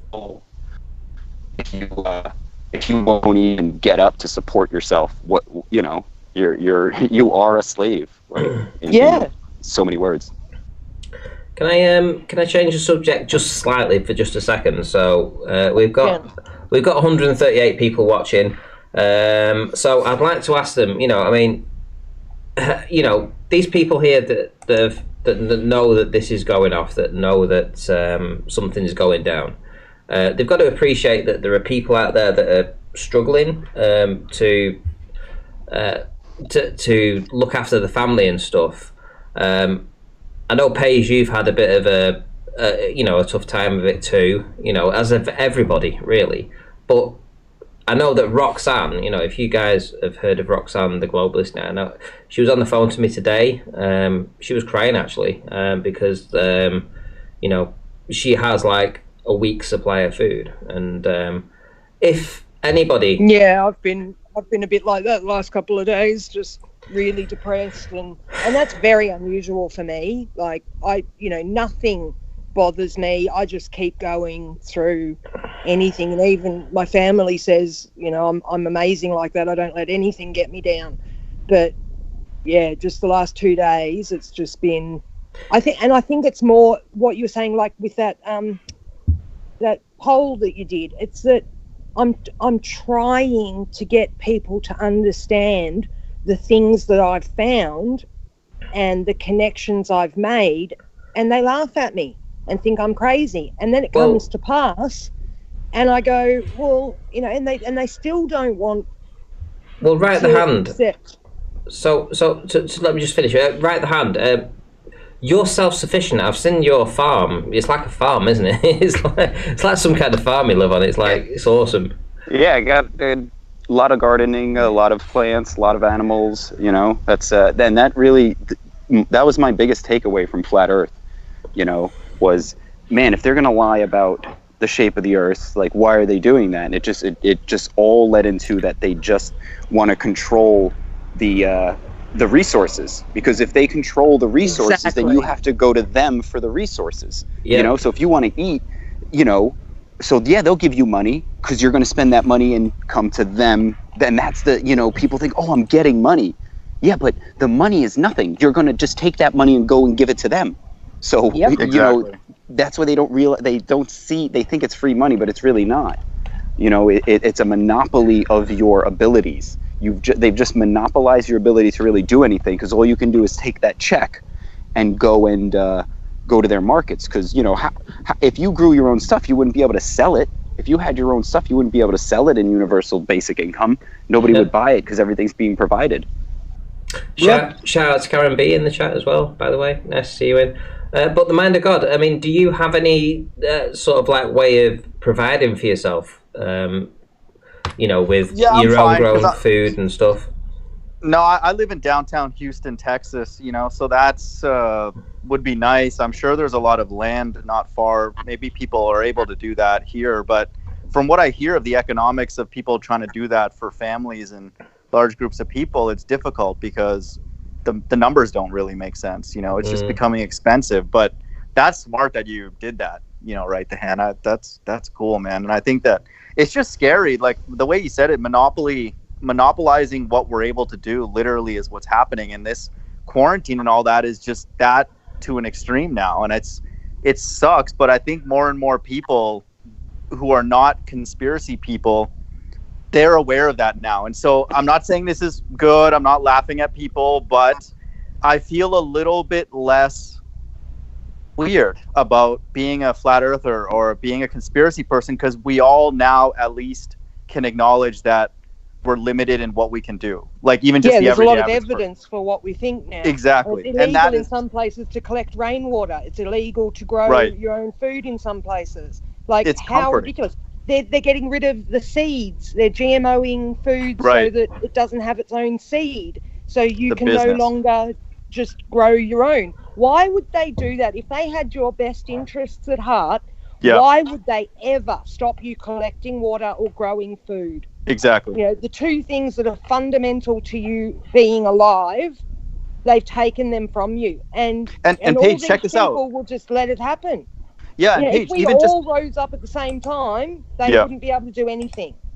And to be generous, because we can only be generous in their channels, you know. But if a person can make stuff, you know, you can feed people, help them, you know, they come by. Like I said about the next door neighbours last week, my next door neighbour had a great big harvest of his veggie garden and brought me over a massive big box full of veggies. And then my neighbour on the other side lives by himself. He's in his 70s or whatever. So if I make a big roast dinner or whatever, because there's only 3 of us in the house, there's always leftovers. So I just put a plate for him and take it over, because he doesn't have a wife. You know, he doesn't have a wife to cook for him. So I do it.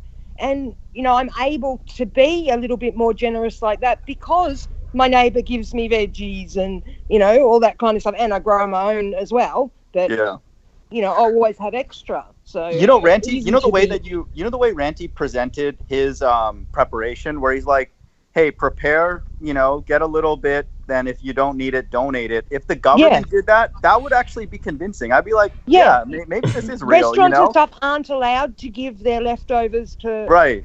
Exactly. They have to throw it out in the rubbish. Exactly. So it's just like, the how presentation, ridiculous. the way they present stuff to us, and I'm not saying this to discourage you in any way, Ranty, but I just want you to know how burned we've been, you know, like I look at everything. I look at their mannerisms. I look at the words that they choose when they tell us things, all that kind of stuff. And it just, the whole thing just felt really weird. I don't know how to say it. I just want to respond to Ian Adams in the chat. So, you know, this 5G stuff about this, is it 60 megahertz? 60 gigahertz. 60 hertz. Yeah. So all from that. Do you know where that originated from? It originated from one comment from somebody's video. So somebody put a video out a long time ago, and one person made a comment in the chat. So like after the video was uploaded, right? And they said that 60 gigahertz does this, and this, right? And then what's happened then is a whole theory has been born out from that one comment that somebody left on a video from a couple of years ago, whatever, right? And now it's fact. And that is the truth. Did you know that?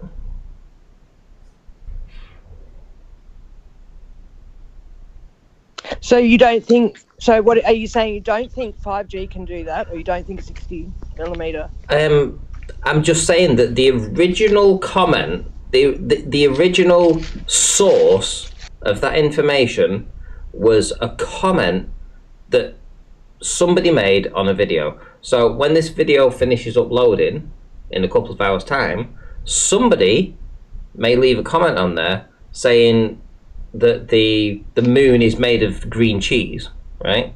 And then a narrative is born out that the moon is made of green cheese, and then everyone believes. And it all comes back. And it all comes back to this source, the source that was made from this comment on this video. Yeah, see, that's why everyone should have multiple sources, multiple different ways to verify what they think is going on.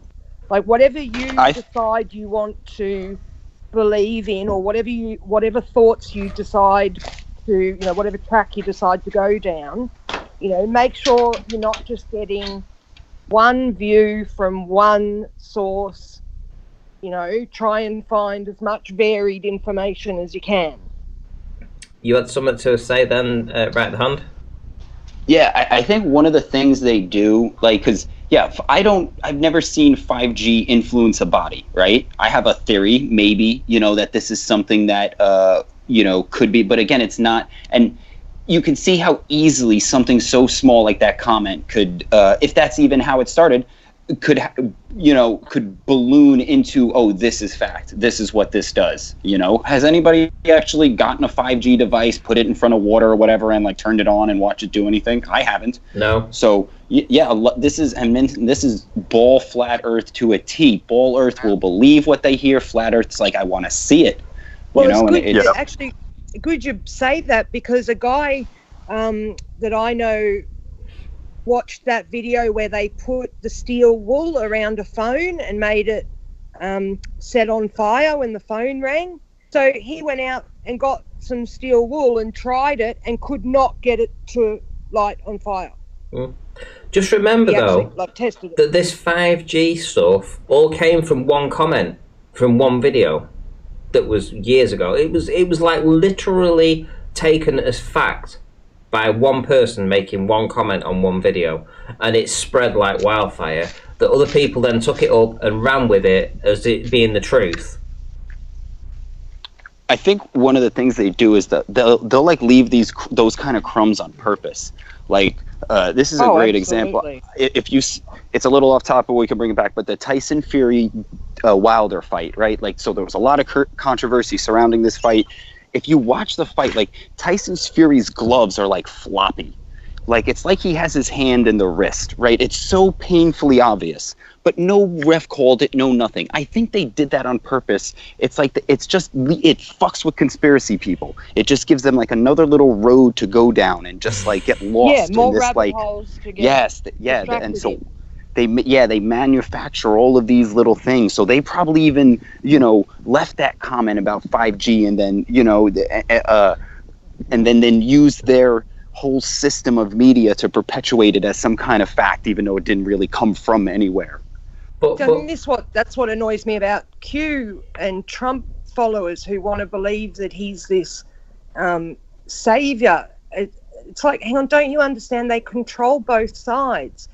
They will control the aggressive side and the defense side. That's just how they work. Technically, it's God, but I hear you, Payge. Yeah. Yeah, you know what I mean. Were you aware of that, though? I mean, were you guys even aware that actually, all came from one particular comment? No. No, I didn't know that anyone thought that. No. So I've got a question. Well, we've got the Mind of God in here, and he says that I'm just looking at his chat, and he says the stock market dropped 13% today? 13% in one day. That's crazy, dude. Today, yeah. Can I just say, I'm going to bring my little comment box across. On 3:16, like Payge said, John 3:16. It's very curious. So it says 2 weeks ago, but unfortunately it doesn't give you an actual date. But it was around about 2.5 weeks ago that I put this up, and it says the stock markets, which open again tomorrow, are likely to suffer huge losses. So you need to think, if this will affect you, how can you mitigate the impact? Just a heads up. So this is 2 weeks ago, and in that time, right? If you had put £100 in the stock market at that time, if you had £100 invested in it, that £100 would be worth about £67 right now. It would have lost a third of its value in those 2 weeks, in those 2.5 weeks that from when I actually put this post up. So you can actually check that it's only had 5 up there. I mean, come on, so it's had 5 likes. I get more likes on crappy thing. I get 100 likes on other stuff, but I got 5 likes on this. Obviously, nobody's interested in the stock market. It's fair enough. But I put this out there, and absolutely spot on. I mean, you'd have lost. Go on. Sorry, Ranty. Credit to you, man, for stepping out of the. I'm not trying to be rude here, but we sometimes assume all the flat Earth people are in their own little flat Earth conference bubble. So you stepping out, man, helpful, very much. But I think it's you're gonna step into terrain that not too many people will co-sign, but I certainly think that it's relevant. for sure. I mean, that's a lot for the markets to drop. I mean, 13%. We're hearing corporate media say, no, it's not a big deal. If you take your money out, you're going to miss out. Like there's some party going on in the plummeting stock market that you're going to miss out on. Like the whole narrative is so dumb. Like it's ridiculous. Is another comment that I put again about 2.5 weeks ago. Is it possible that lockdowns over cities could start as soon as this week in the US? Yeah, I think so. This was 2.5 weeks ago in Northern California. Need to keep out for this possibility. By all accounts, this is certainly the red zone right now. Downtown Houston's a ghost town, man. Like no one's working from the office. I went into Chipotle. I was literally the only person. It was kind of nice because I was like literally the only person in the restaurant. It's crazy, man. It's weird. It's eerie. Yeah. Yeah, I've got. Oh, it doesn't even show it properly on there. So I've got another post up with. Here we go. Did you see the one that I put out yesterday about the grabbers on Blackpool? Oh yes, with the toilet paper and the stuff inside. Classic. I saw the one with the machine where you can, put the claw down and get the sanitizer. Yeah, the grabber. Yeah. That was mad funny. That's it. So we've got the grab machine. Obviously you guys can't see this right now, but we've got the grab machine, and we've got loo rolls. We've got hand sanitizer, and it's like, are you lucky enough to win one of these? A baller could think that is actually a projection, so they would never be able to grab one of those. They won't know what's real. Actually, there's been a really good comment in chat from No One's Flower saying, better to have nothing to lose, less shocking. And that's exactly what I've been teaching my youngest boy, is that the less you want for things, the less materialistic you are, and the more you just focus on what you need instead of what you want, the happier you will be. He's only 13. He already wants to live out on a farm and have his own little thing and not have to go into town, and it's awesome. No, we have the belief that some entity out there allowed us to believe a truth that a majority of the world does not even believe or even fight against. That's something, and I think it's scary to go through this, and I'm not trying to make fun of other people, but it would be scary to go through this without even a 5% chance that God's involved. That would just be mortifying to me. Can I just bring it back onto the point? I know what you're saying there, the mind of God. But a lot of people say, well, we don't have money invested in stocks and this, that, and the other. But I'm not really sure that was, I mean, obviously that's what you're going to think. But the point was bigger than that. It was broader than that. It was a look at the stocks kind of message. It was a message to people that obviously invest in stocks, but it was also a message to say, hello, check what's happening on the stock market, because you may see something that's going to affect you in the long term, because you're going to take an eye on what I'm actually pointing you towards, so you've got to look at my posts and think, I'm not going to tell you what's happening directly. I never do that, ever. Just say, look, this is what's going to perhaps happen on the stock markets. You might want to look at that, and then you take a look at it and you see that the stock markets are dropping 10% each fucking day, 10%, 10%, 10%, 10%. Yeah, it's crazy. And then you're like, oh shit, there's something going on here. I direct you in a direction and say, take a look. And it some people get it, other people don't. It's such a human psychology, right, Ranty? It's like, even with the food stuff, and I'm not trying to justify people maybe not thinking about the future, because I tend to do this too, but it's like, we just assume, every day for the last 10 years, I've gone to the grocery store and there's always been that product, and they just assume the same with their money, every day I log in and the money, is there. And I think people are waking up to this reality where it may not. Shea says, you should stock up on petrol for your car.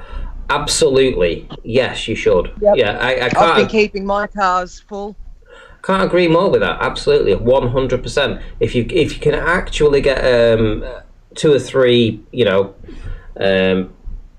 canisters of petrol too, get a hold of that, because there's a chance. And tobacco, tobacco, you're going to run out of tobacco soon.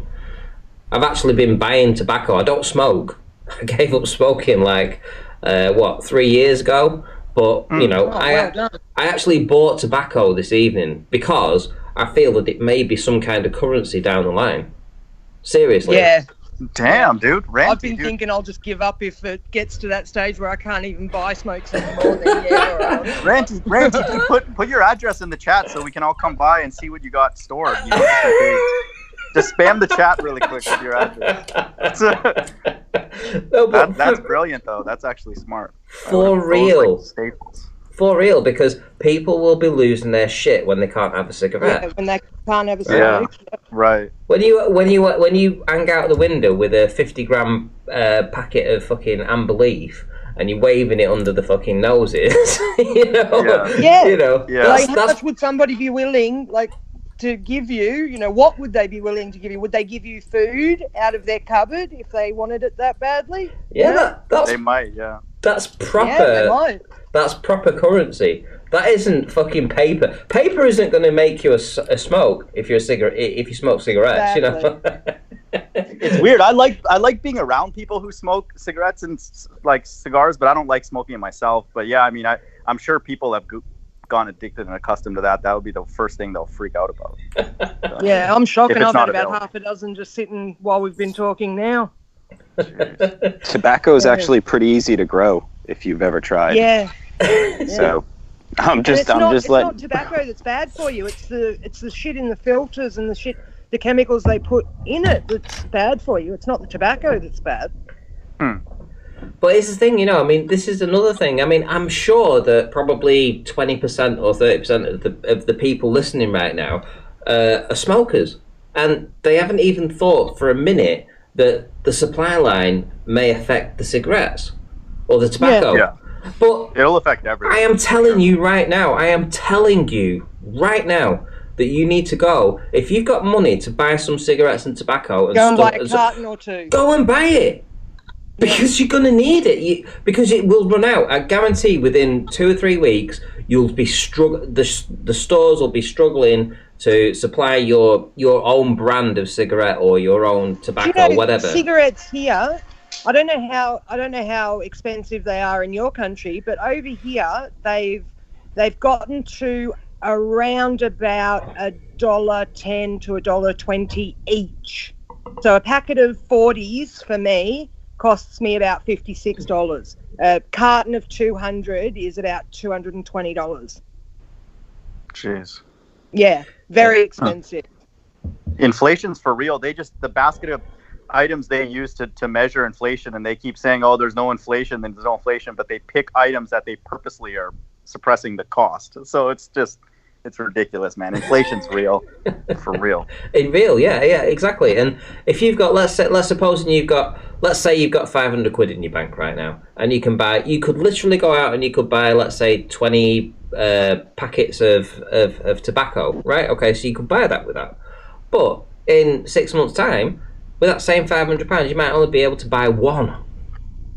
Yeah. Who knows where this is going to end? Hey, Ranty, since you're on the inside and you're a Mason and stuff, can you tell us I'm not a Mason, for fuck's No, but can you tell sake. us one secret about the future, man? No, I can't, and I am not a Mason. Seriously, no, not at all. I wish I had all the answers. I don't. Listen, if I was, I wouldn't be fucking sitting in a fucking hovel like this. And well, it's not a hovel actually, but I wouldn't be having to work.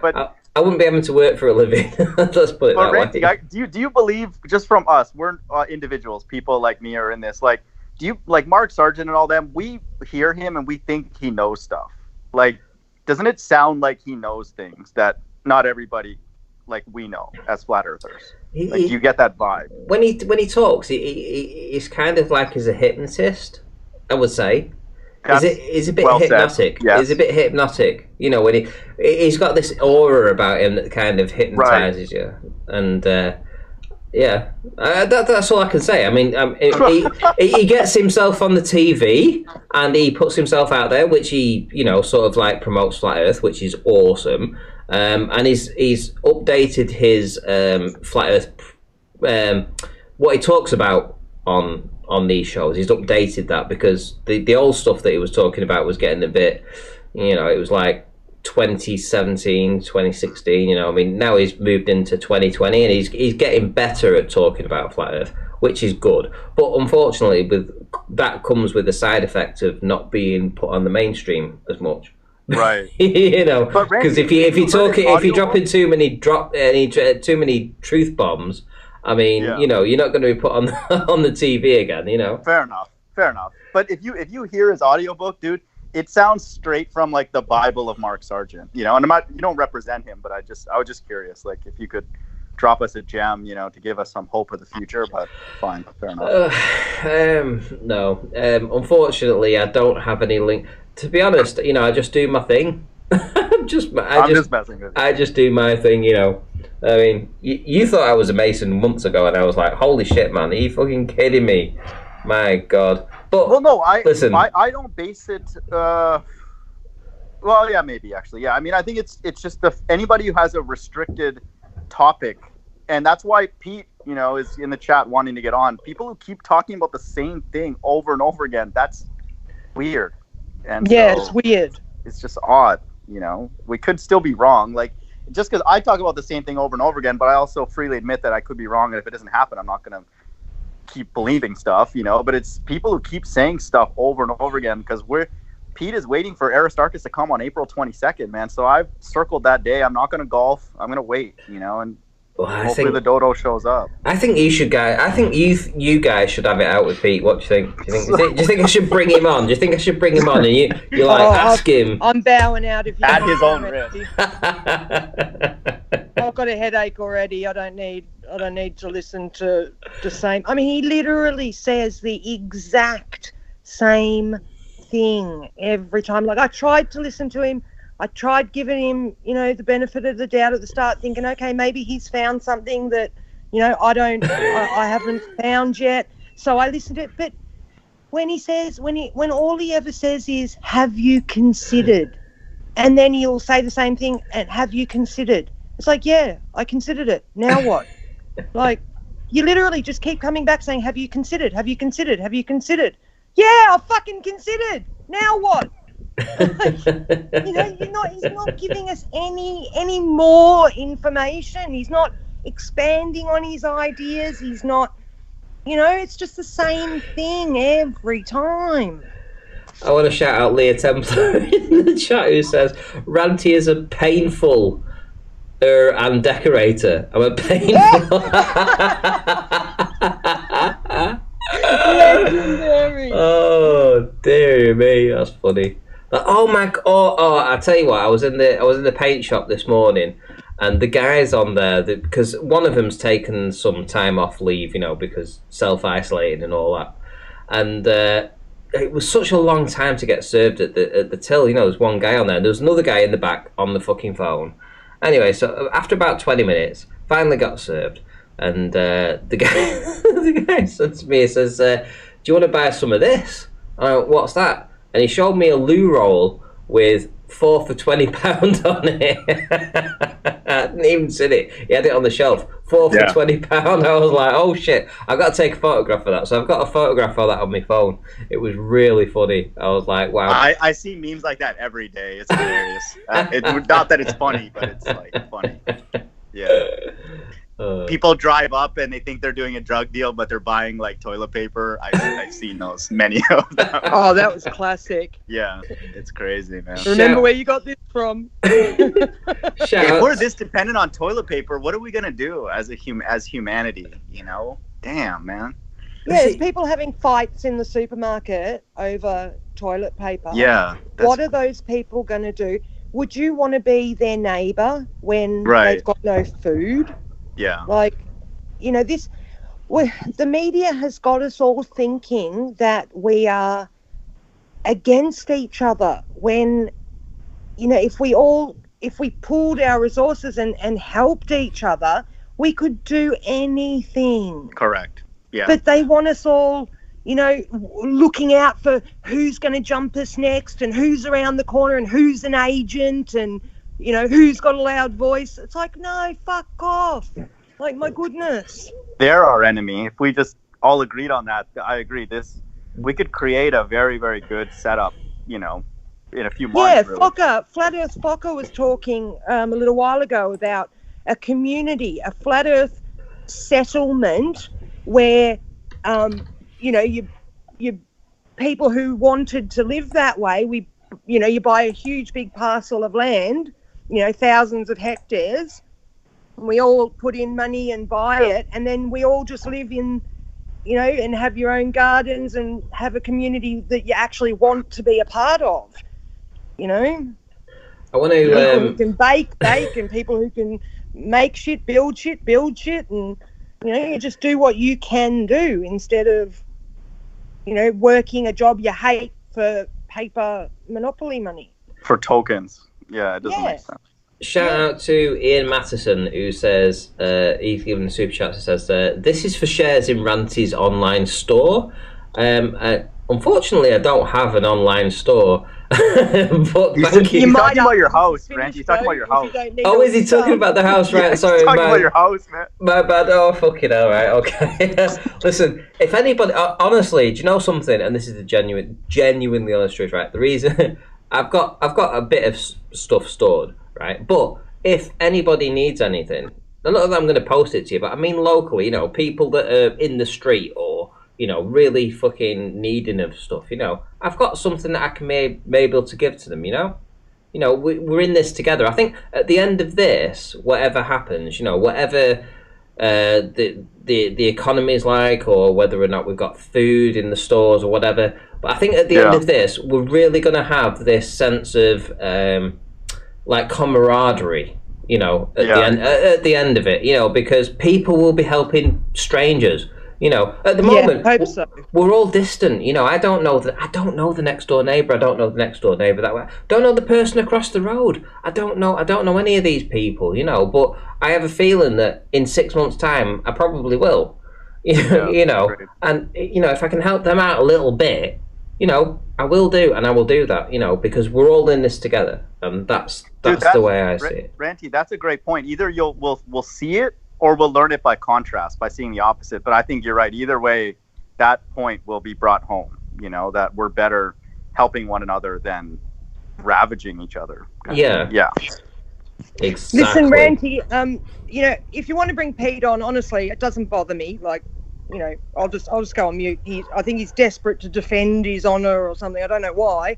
He thinks that Pete has honour? What? Yeah, just because I've got a different opinion, I just think he's annoying. Somehow that's made him an enemy. It's like the thing with Sleeping Warrior. You know, we don't have to fall out just because we don't agree on this, and then he falls out with me. It's like, you know, I'm not the one with the problem here. You are. Yeah, Pete is here, Payge. Pete is here. To do his own speaking. Uh-oh. Yeah, mind of God. What's this about? You seem to have a greater level of respect for the baller liars who've been proven liars over and over again.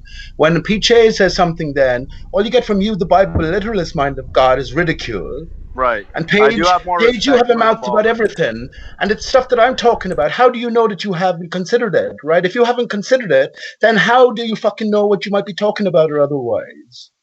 Pete, you never say anything but have you considered it? So what am I considering? I don't know. I don't speak especially to you anyway. As far as I'm concerned, you're new to this, relatively new to this arena. So you haven't considered everything. I need to find out where you're at when I'm having a conversation with you. When I mentioned in the chat about 9/11 being a media and a symbolic hoax, I'm talking about mind of God off his own back, Stop talking, Payge. Off his own back talking about this, or Ranty talking about this. Just lie and say you said something you didn't. Stop talking. Let me finish my sentence. I can't hear you when I'm talking. Spoken about 9/11. I can't hear you when I'm talking. With you about 9/11. So that right. was a lie. Listen to me. I said, right, that you never spoke. I never heard. I know I've mentioned it here, and you give your 2 cents worth very briefly, but I've never heard you trying to decode it or deliberately knowing that it was a media hoax, looking into the greater symbolism, as if it doesn't connect to all of this. The coronavirus, the flat Earth is intimately connected to 9/11. Everything is intimately connected. How? How? You don't know because you haven't been asking the right questions, right? No, no one knows, You're man. not going to say anything. You're just going to tell everyone to consider it. But you're not going Right. to actually say what you think. Maybe it's something in This your is the tone, problem though. I've Do you got speak with for all you, women Pete. now, Paige? Maybe it's something in your tone. This newcomer on the scene with the big loud mouth. Because know I'm it all. not new, Pete. I'm nowhere near new. Just because you haven't come across me doesn't mean I'm new. You've got no fucking idea what you're talking about. Pete, just chill, man. Why are you Listen, man, don't tell me to chill because you're a two-faced little shit. Why are you critiquing people's tones when you come in hot, dude, on every single hangout, dude? What do you want us to like whisper to you just so you don't get irritated, man? Just chill out. You Again, I fake, would man. go on mute if he Where are hadn't you coming asked me from a here? question. How many I- fakes have you called out? How many fakes have you called out within the arena? You just talked about Mark Sargent there, man. No, dude, I've called out many fakes. I mention you on my channel regularly about being fake. Right, So but hang on. You talked about Mark Sargent here and the whole Oakley crew, the whole potato crew being put in place, right? You didn't talk about that specifically, but that's a big issue. How many people are talking about that? We know that. If you can't recognize the deception within, if you can't recognize the deception within your own fucking camp, how are you supposed to recognize anything without it? It's not a deception. It's they're only allowed to talk about certain topics. That's why Ranty branched out because he wanted to go into other things, and so I was giving him credit for that. So yeah, that's a timely branch out, Ranty. And now you're throwing your friends under the bus that you've known for years and you trusted for years. What's he supposed to do, Pete? Who are my friends? I'm talking to you, Page. Pete, who are my friends that I've thrown under the bus? Tiny branch out. He's only got one channel. He's only one man. What do you expect him to do? I'm not asking you for a comment on everything. I know Ranty before you, Paige, and I've been here for the last 5 or 6 years. I don't give a fuck, Pete. Well, stop talking. Stop talking. Fucking hell. All right, Pete, what's your point? Sorry, go. Stop talking. Right. What do you mean, what's my point? No, who are my friends that I've thrown under the bus, dude? I come solo in this, man. I didn't talk about you. I said Ranty. I said Ranty is having a fallout with Nathan Oakley and Anthony Riley. Yeah, because all they can talk about is one horizon. That's it. They don't talk more about that. So that's so maybe that's a controlled thing. Maybe that's a controlled thing. Of course it is. The narrative. Right. So how are we supposed to find out? So how are we supposed to figure out ourselves as individuals here what the true story is? Well, we have another issue because a lot of people are going to be running out of food, man. So I agree. That's what I'm saying. True story. This is what I've been waiting for, man. I knew this was coming. I knew the end was written before the beginning, almost. Okay. So, but what's the nature of it is the thing. And I'll just say to you, right? I think it's all down ultimately to the individual. Ranty is saying the same as most people can relate to. We don't know our neighbors anymore. Maybe we'll come close to things, but as individuals, have we put the pieces together that were presented to us over the years? That's the question I think is important here. But Pete, also to be fair to Paige, when you say somebody, have you considered that condescending tone? We got that from the baller. So don't come with this high horse like you're on some next level truth. The way you're speaking to us about all these theories that are just theories, and you need to word it that way. Don't come with us because we've already been burned by that, dude. So don't listen, man. You're part of the Bible. Hang on, you're part of the Bible literalist crew who are the strongest force in flat Earth. When I ask people, have they considered? Stop talking, Paige. When I ask people, have they considered something? Jesus Christ, you're right, wench, aren't you? Pete hates the Bible. What difference does it make, Pete? You stop talking. Stop. Listen, go on mute. But you never give any evidence. Listen, it's after 12:30 here. Go on mute. I don't want to be roaring you down. Stop talking. For the record, I haven't brought up the Bible yet. Right. He always brings it up. Right. So always bring it up first. So you're diminishing me by making a little of when I ask people, have they considered something? If I'm talking to somebody about something that they don't know anything about, I'd like to find out, right? Yeah, but don't say it in that way. That's my point. I'll say it in whatever way I like because I know you're part of the Bible literals crew and you won't consider anything but a literal Bible, other people's tone, so I'm critiquing yours. That's it. Right, well, I came in now, right, because of the attacks that was made against me. They weren't attacks. I say them regularly. Is that we're sick of hearing the same thing. It never changes. You're sick of it, are you? Correct. And you're having the same arguments for years, and then I'm the only fucker who's talking about anything different here. No, we were talking about food shortages. You're just repeating a mainstream fucking story, is all you're doing. And you gave me shit for that. So no, you're the one stuck in running on the You just like this loud voice in the corner shouting as if they know something, Paige. I haven't learned anything from you. I don't want you to learn anything from me, Pete. And I Shut don't your need mouth, to learn then. anything from you. I will make up my own mind. Jesus Christ, you remind me of that, or your fellow Australian. What's the trouble about? You remind me of that. Difficult fucking people. All right, Pete, what do you want to share, man? Just get it out. Like, what do you want to make fun of me? I'm a Bible literalist. You don't like Payge? No, I don't want to make fun of anybody, man. I want you to recognize that the Bible literalists are a strong force in flat earth. And if you're talking about let's bunch together here, right? And you're saying at the same time that you realize that the whole arena is sort of set up from the outset and there are groups of people controlling the narrative that are allowed to go and broach certain areas or not. That's a contradiction, right, in one sense. And it's not bad, good advice.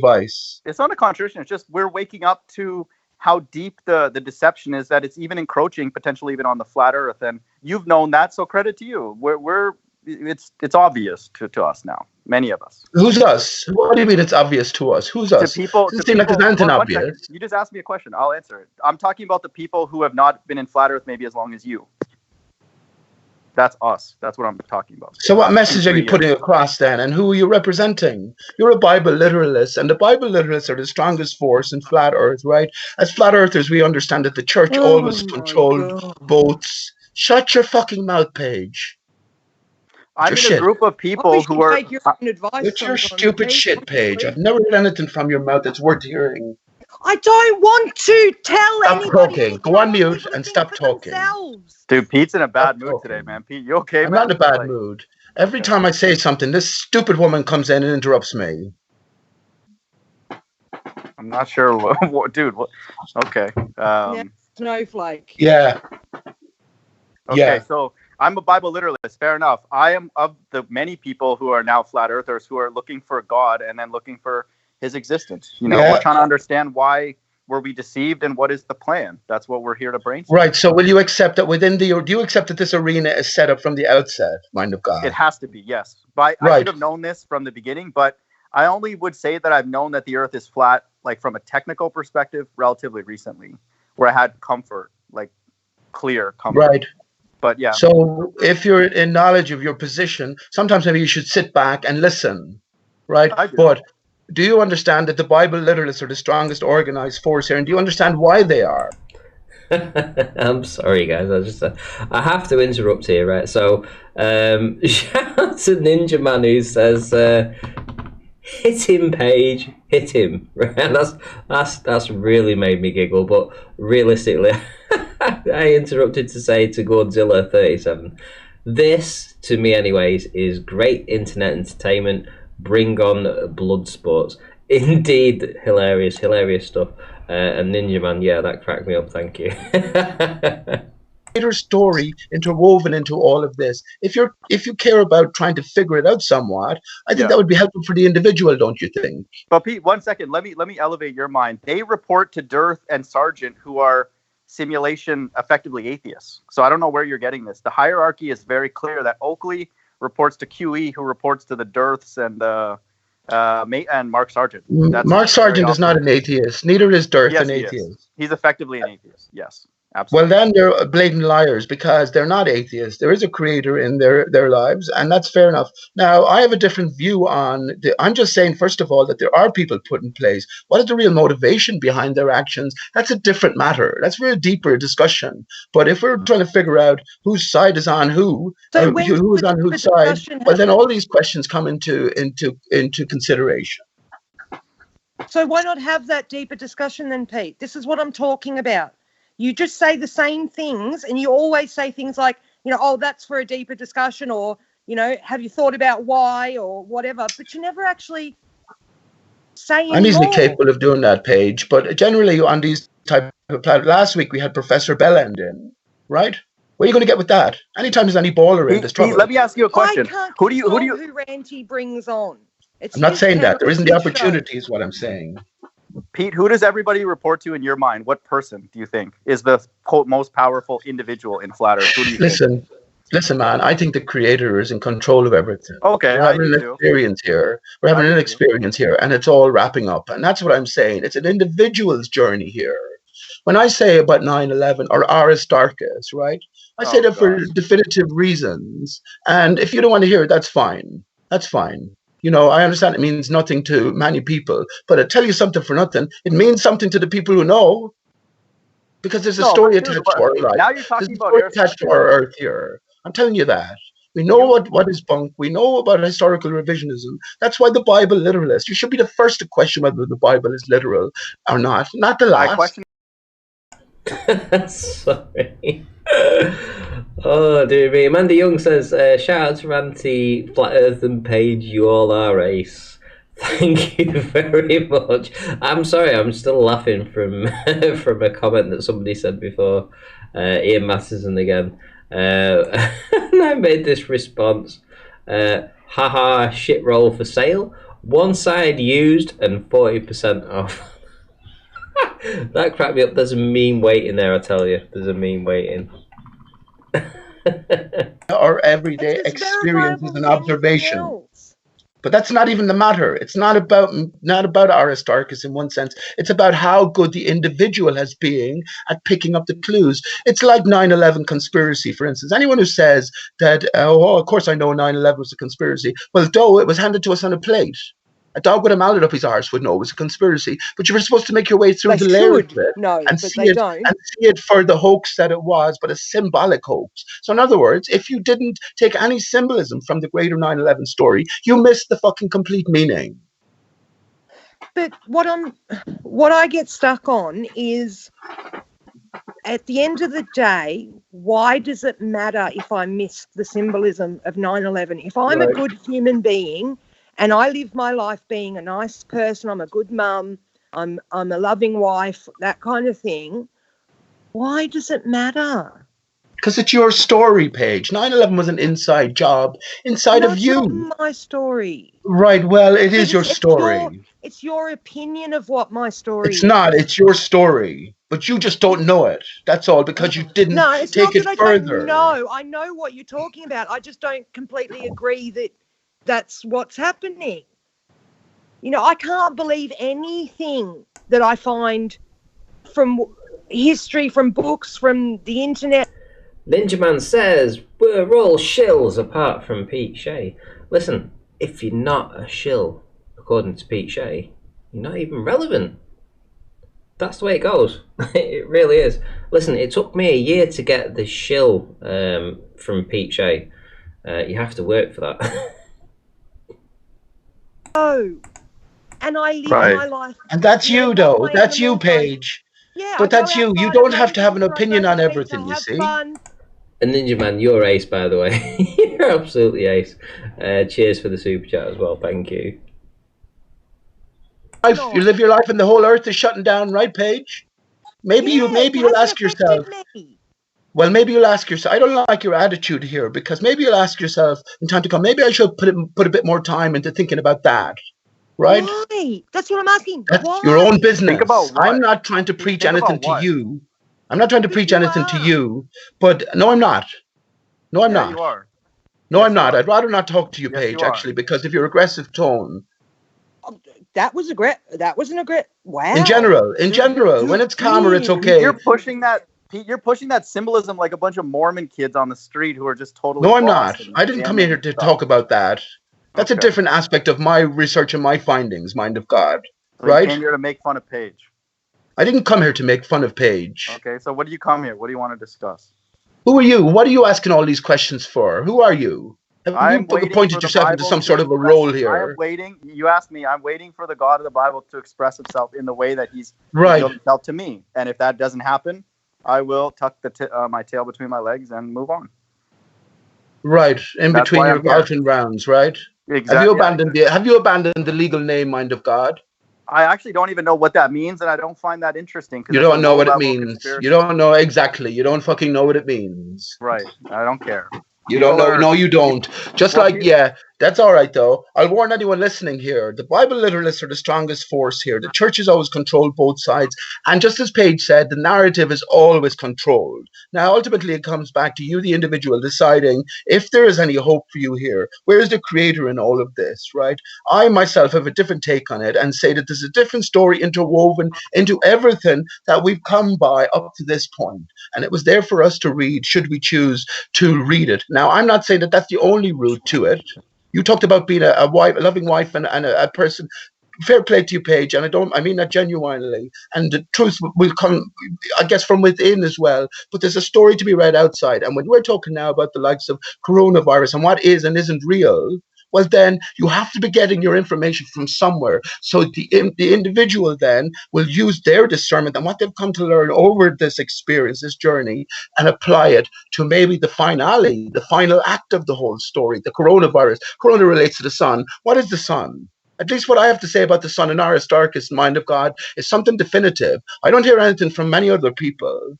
I don't know, man. I don't know how to test what the sun is. I wish I could. I would love to. I'm saying the story is written from the start. So it's a matter of us reading the story, but applying ourselves to it as well. Okay, may the best God win, Pete. We'll see, buddy. Hang on, bud. What are you talking about, God? What are you talking about Aristarchus being God? No, I'm saying please. Your God Hang on, versus mine. please. Hang on, Payge. What are you talking about Aristarchus being my God? I'm saying whatever spirit that you believe created is up against Aristarchus is the tree of life, man. Is that my God? The tree of life would have had to be created, right, by a creator. Right. That's not my God, is it? Sorry, that creator is what I'm saying, is competing against mine. So it's like a ridicule, a typical church sort of attitude, that pompous, sort of standoffish attitude. Isn't that mind of God? No, it's just reality. And if you win, and you don't know anything about the legal name fraud, the biggest fraud against mankind, and the biggest threat against our mortal soul in a sense. Because if we go to the pearly gates and we think we're something we're not, well... One second. The biggest fraud that has been taken away, the biggest fraud that has been enacted in the world is we've not been allowed to ask questions about who we are, Pete. That's the biggest. That's where the legal fraud comes into it. Wait, 1 second. That's a derivative of what I just said. So all of us as flat earthers and people, we're asking ourselves fundamental questions, and we don't have all the answers. So when you come with a condescending tone, people are not going to react to that well, man. Just the reality. I tell you what, the police that pulled me over the other day weren't happy with me telling them that telling them that they were doing something unlawful and that they should read their constitution. They weren't very happy about that at all. Yeah, we challenge about everything. The legal name fraud, but Chirac here, the mind of God doesn't know about the legal name fraud. And exactly, if you think you're a name, right? If you think you're a name and you're a corporation, right, which is what the legal name is, well, again, when it comes to the point of crux, right, you're going to maybe find yourself lacking. But the one thing the Bible literalists across the board in flat earth have been extremely quiet about is exactly this. The biggest danger to our mortal soul, God has no respect for persons. That's telling you need to know and understand who you are. Yeah. So the legal name, you don't know anything about that? Why am I not surprised? Sure. Well, I know the Bible people are agents because they don't admit that they could be wrong. That's when we know a person is an agent, when they just are so dogmatic about one particular narrative. And I don't understand why you're lumping me in that. I say every day to myself, I could be wrong, because God's existence is overwhelming for me, because I've been effectively an atheist my whole life, going through this corporate slave system. So I don't understand why you're lumping me with Paula. I don't know, what have I said to put me with her? Right. So, so coming to flat earth and realizing the whole core of lies that we grew up and surround ourselves or have been surrounded with, have you considered historical revisionism? Have you considered that the Bible is not a 2,000-year-old book then? Never even heard that postulated. See, bollocks. See, that's why I don't want to be talking to you, because you're fucking ill-informed. And when it comes to such, we're at the very final stages here. You're just wasting people's time. That's what I feel you're doing. And I feel the same for you, Payge. You're just wasting people's time. What did I say that was not intelligent? What did I say that where's your research? Where's your critical mind? Where's your you actually named yourself the mind of God. Where is that drive and passion to come to know the truth?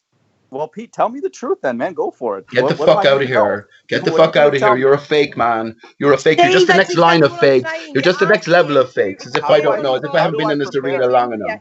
How do I prepare for Christ's aura? How do I prepare? What do you want us to do as a people? You find that aura within. You won't find it without you, man. You won't find it without you. You find it within you. I'm looking outside. You find it within you. I'm looking at all these forces. Or will you put a man, outside a 33-year-old man who lived 2,000 years ago in the desert up on a pedestal and make him an idol, something you were told not to do? Will you do that? Give him a literal existence and believe that he pulled 4,000 fish out of his arse? I wouldn't word it that way. No, you wouldn't. But you'll believe it, right? No, you'll believe it. But the thing is here with someone of great mind like yours, Chirag, you won't think about the symbolic significance to these things. That the greater, deeper level of truth applies to us all. You won't think about that, right? When you mock Aristarchus, when I say Aristarchus is a divided tree of life, that's the way it's fucking written. Aristarchus of Samos is given to us as the originator of the heliocentric model, the base for a material-only existence. This is what we left behind, right? Because we're not just material. If I mock Aristarchus and he ends up being real and he torments me, I deserve that. If you mock, he's not a thing. Aristarchus, the man, didn't exist, man. Let me just finish it's a pointer. Point. It's a pointer towards something else. You know the way Eratosthenes is said to have seen the Earth for the first time via his shadows and sticks experiment. Well, the joke is in the name. Eratosthenes is an anagram of sees not Earth, right? Perfect anagram. Okay. So looking at that sort of thing, Aristarchus, perfect anagram of Christ's aura. What is the sun? Why is Jesus equated with the sun? Well, these are deeper questions that you should have long since considered, right? No, why does Jesus? Think about those things. Well, I do. You don't think about those things, right? Why did Apollo 8 take off? Hang on, please. Why did Apollo 8 take off on the 21st of December, 1968? Do you remember the 21st of December, 2012, Mind of God? Did you do anything about that? Did you think anything about it? The 21st of December is very important. To you, was 21st of December 2012 very important to you, Payge? Because it was to me. Okay. Every solstice is important, but yeah, that year was particularly.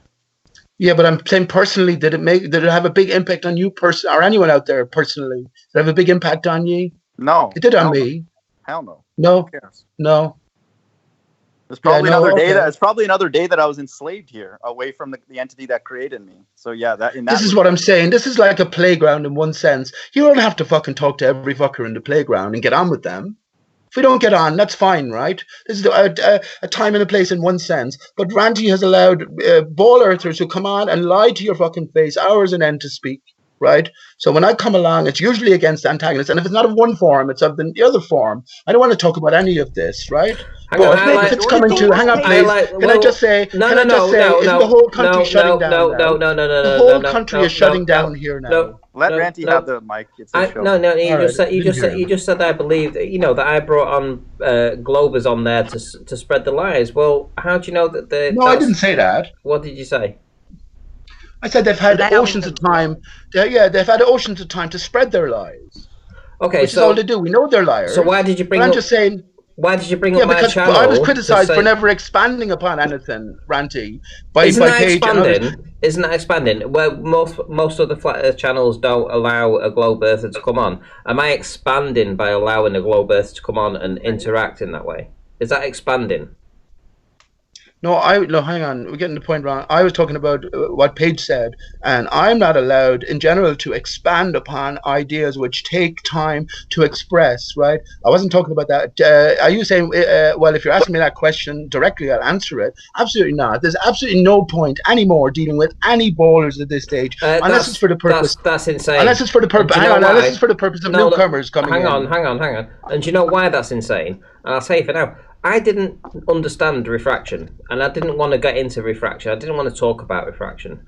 I then listened to the Globers, and I formulated a bunch of scenarios and ideas that I put to the Globers, and I got them to come on and talk about it and show me different experiments. And then I went on Gerrans and I applied it on a flat plane. And do you know what? Since then, it's taken off. Do you know something? It's taken off, and that only came about because the Globers came on and were able to tell us how light acts in their model, right?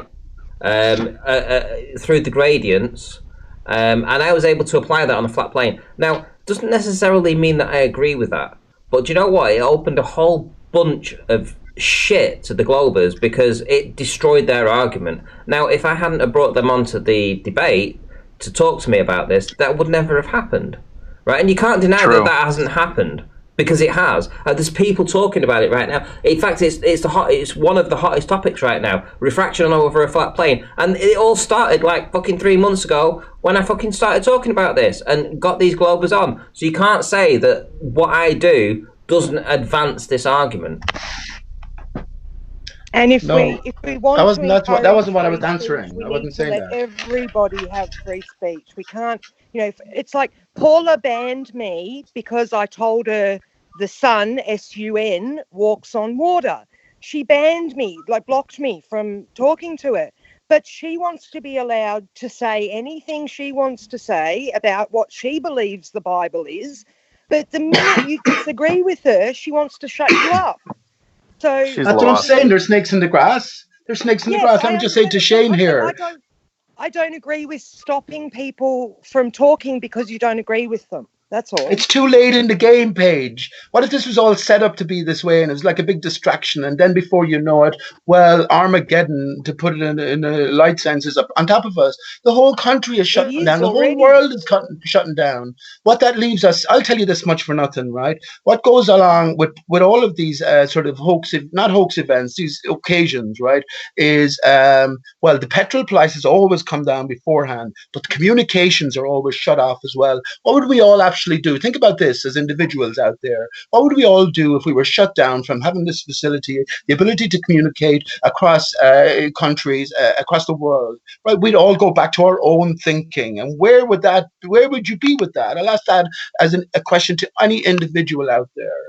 And I think we have the ability. You talked about the they earlier on. I think this is the biggest question. Who is they? How do we define who they is? And is there a greater hand here in our reality? These are the deeper questions I say are pertinent. And this is why the likes of Bible literalist, John Quantum Eraser, another Bible literalist, Nathan Oakley surrounds himself with Bible literalists. This is why they are so prominent within this arena, because you're constantly being torn and pulled between two alternatives, two dichotomies. You decide the truth yourself as the individual. I say the Creator has given you the ability, and if you learn to read the story right and put your heart in the right place, it will make sense to you. That's all I can say.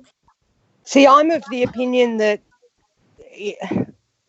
because everything is so contrived, some people are better off to close the book completely. Don't even think about what story could be right. Just live your life and be happy. Don't even, because you... Yeah.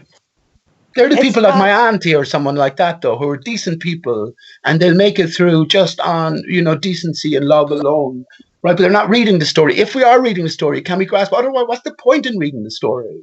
Exactly. That's what I mean. If we're unable to know what exactly is the truth, then what is the point of even reading the story? We should never have come to flat Earth then, Paige, because it's not the end. We know that. That's why we're here brainstorming. It's definitely not the end, but for me, it has enabled me to cut the cord from the rest of the world even more. Once I found it, the last 5 years of my life, I have slowly been able to extract myself from the world around me completely. And I'm so much happier.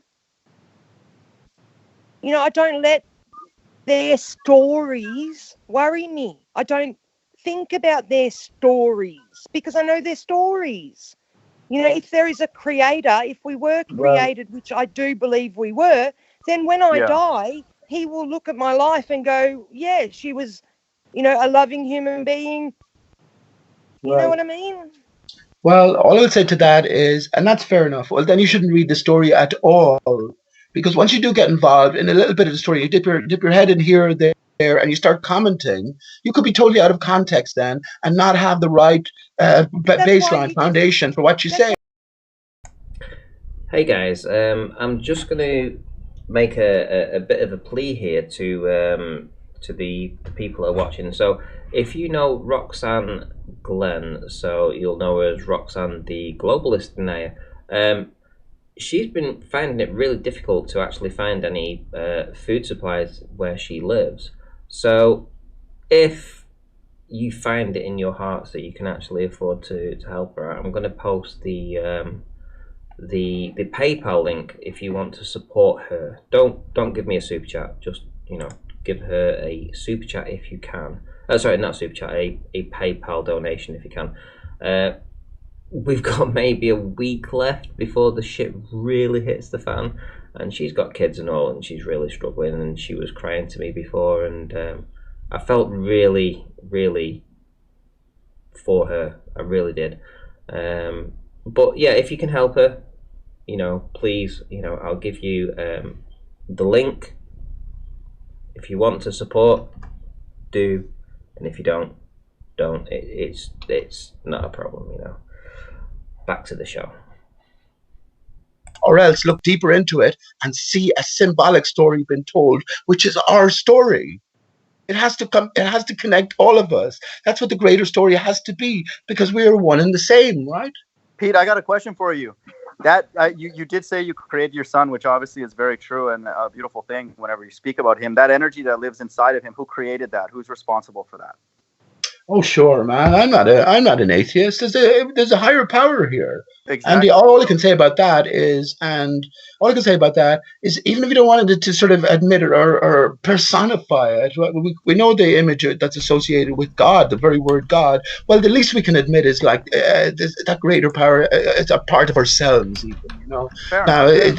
it's very vague beyond a certain point, but that's what I'm talking about. Reading the story, putting everything here that we're going through right now in a different context. If we're not willing to do that, that's fair enough. But like Payge, I might as well be talking to my neighbor here as talking to you in that sense then, because he has no interest at all. And when I start talking about something... Not that I don't have any interest.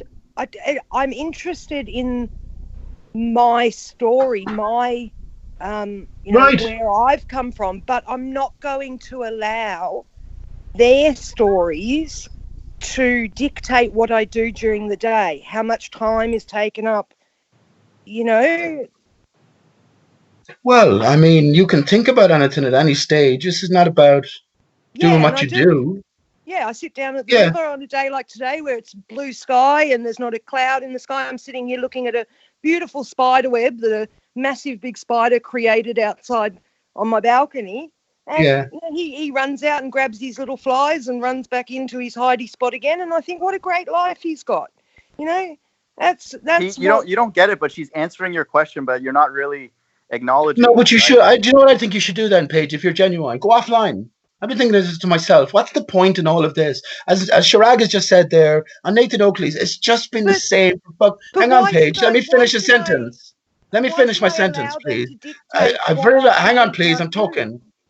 Okay, hang on. I've realized it's just the same thing over and over again. I was on Jose JG Gonja. It's the same fucking thing over and over again from all the contributors.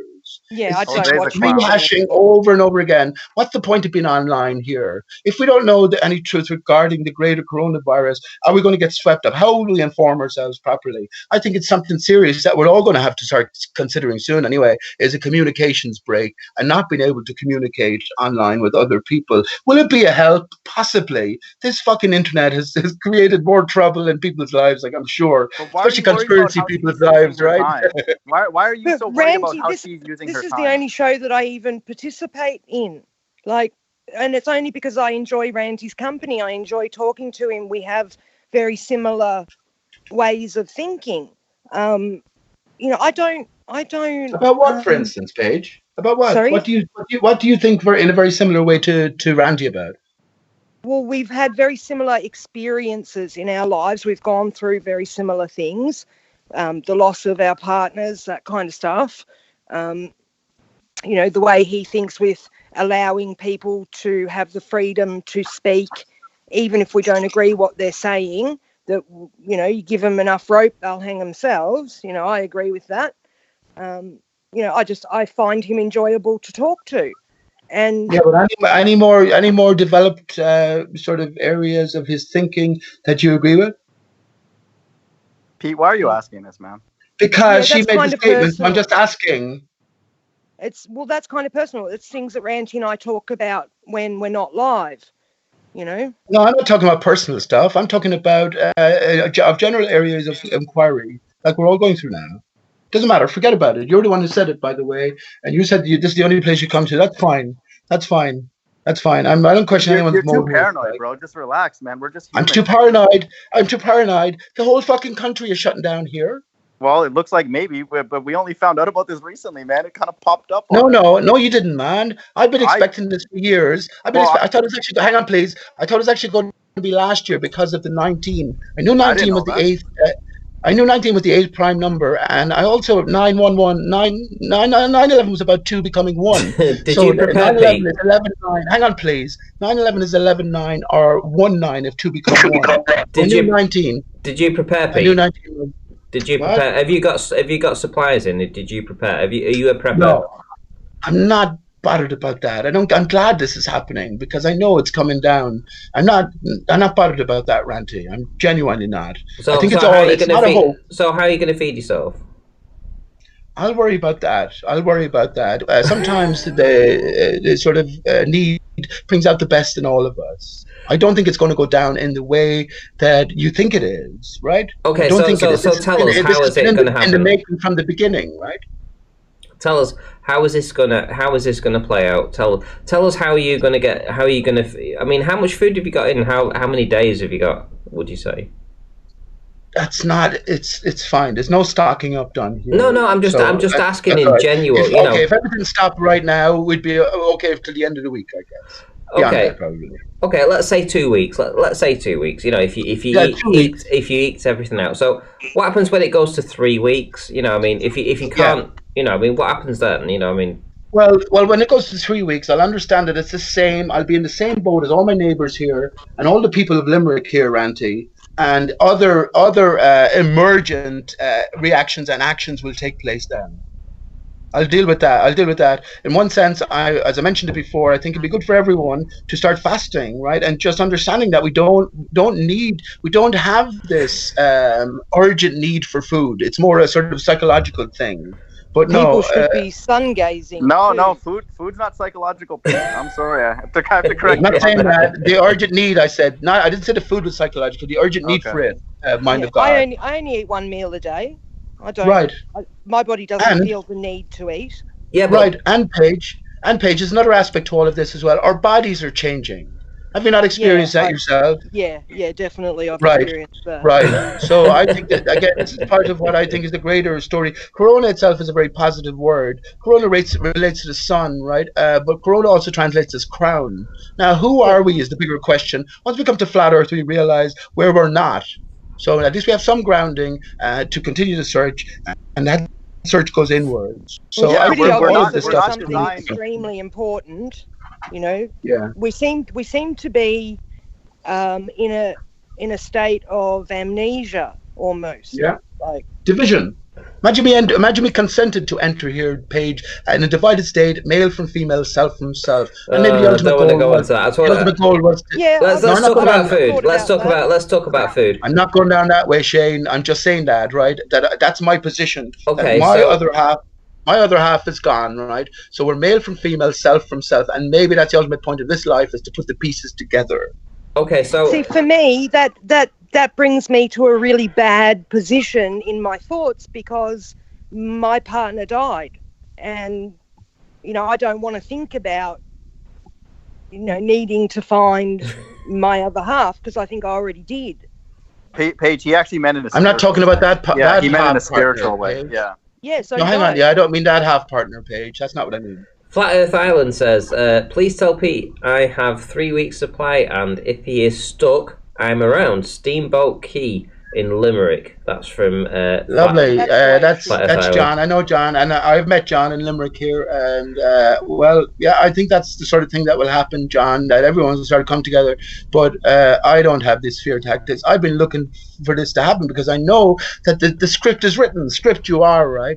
So I think this is what's happening, and how you deal with it personally is going to decide a lot of things. And of course, we know that the people who haven't looked into any of this now are being swept away by the fear. So that might be the biggest cause for sort of battlement amongst your family and friends, is because you have a different point of view. I've sort of learned myself now that I'll keep it kind of quiet, that my own thoughts are that this is generally a hoax, but it is being used to usher in something different. And I will just say this as well. Who's to say that the coronavirus with it won't bring enlightenment? If everything is inverted and reversed. It's a possibility. So let me ask you another question. That would be lovely. If 8 weeks ago, when I first started, right. So regardless of if you knew something was going to happen 8 weeks down the line, would you prepare for it, or would you just sit tight and just do your normal thing, or would you actually prepare? I don't see there's much you can do, to be honest with you. I don't see there's much you can do. It's easier for Pete. He's on his own. You only have yourself to look after, don't you, Pete? Yeah. I think my question is more based along the lines of that 8 weeks ago I was telling people to prepare for this, and you're telling me right now that you still haven't prepared for this. It's like, okay, and you're going to expect that you're going to get food just miraculously appear on your table in a week or two's time. It's like, that isn't just... I appreciate your position. And in general, it's good just to have stocks there, right? Just in case anything could happen. Yeah. But that's your position. That's not my position, man. That's not my position, Shane. And have you considered that what's happening now is being rolled out? It involves the cooperation of all the governments earthwide. And there is a fixed plan put in place, as Roxanne sort of hinted at. There's a fixed plan put in place for a sort of a transformation of not just society, but I guess reality in general, right? So what's your plan, Pete? What's your plan? I have no fucking plan, man. When I wake up in the morning, I don't know what my plan is. But I'm not bothered about going down the road that you're going down. If shit kicks off here or whatever, actually they put a 5G right outside the door here, the back door. The 5G guys have been as busy as fucking anything. So they've obviously coincided the two to roll out. And we know all the scare tactics associated with that. But right outside the door here, there's two black boxes put up on the telephone. So where did this 5G 60 gig, nonsense come out with? Where did that originate from? Yeah, it's probably all more scare tactics. I think it's all. Let me just tell you, it was a comment, much like you would leave on my videos or somebody else. It was just a comment that somebody else ran with, and then because they ran with it, somebody else picked it up, and then they ran with that, and then before you know it. Okay, it's now law. It was just somebody's comment. That's all it was. What's the truth of it then? What's the truth of the situation then, Ranty? You'd have to be willing to say. What's your point of view? Well, all I'm saying is that if you can't trace the source, if you trace the source back to an unverified source, then it can't be verifiable, can it? Let me tell you my bottom line on all of this. We live in an electrified environment, right? Now, if you go out with your iPhone, what do you mean, here we go? If you, see, this is honestly, anyway, if you go to your iPhone now, Ranty, and you download the latest high definition movie, you just play it on YouTube, you're getting that signal from somewhere, right? So these information is traveling through a medium. This is what chemtrails is all about. This is what flat Earth is ultimately about, right? We live in an electrified environment.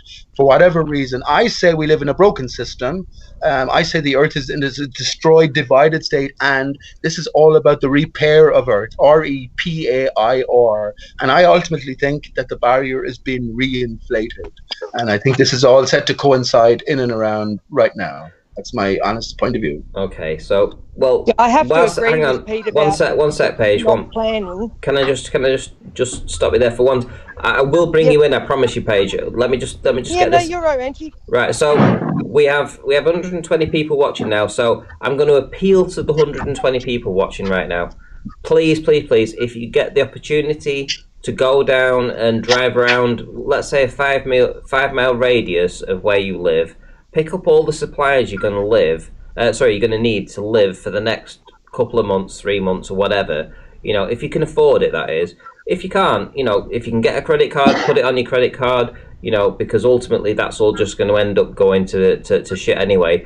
But get the food in. That's what you need to do. This is my advice. You don't have to do that. This is my plea to the 120 people that are watching. If you get the opportunity to do that, go ahead, get your rice in, get your pasta in, get your sauces in, get your meats in, put them in the freezer, break them up. If you get a pack of 20 bacon, split them up into little packets of 4. Put them in the freezer, and then you just pull them out. You're sort of like creating your own supply, individual supply that's it, you know, as you need it. You know, you can do this, you can pull through. That's my advice. You know, that's all I'm going to say.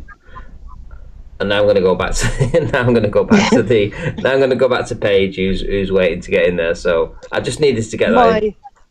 My youngest, he's 13. He's a bit of a worrywart, and he stresses about things. So I made sure we were prepared in the food sense so that he wouldn't stress.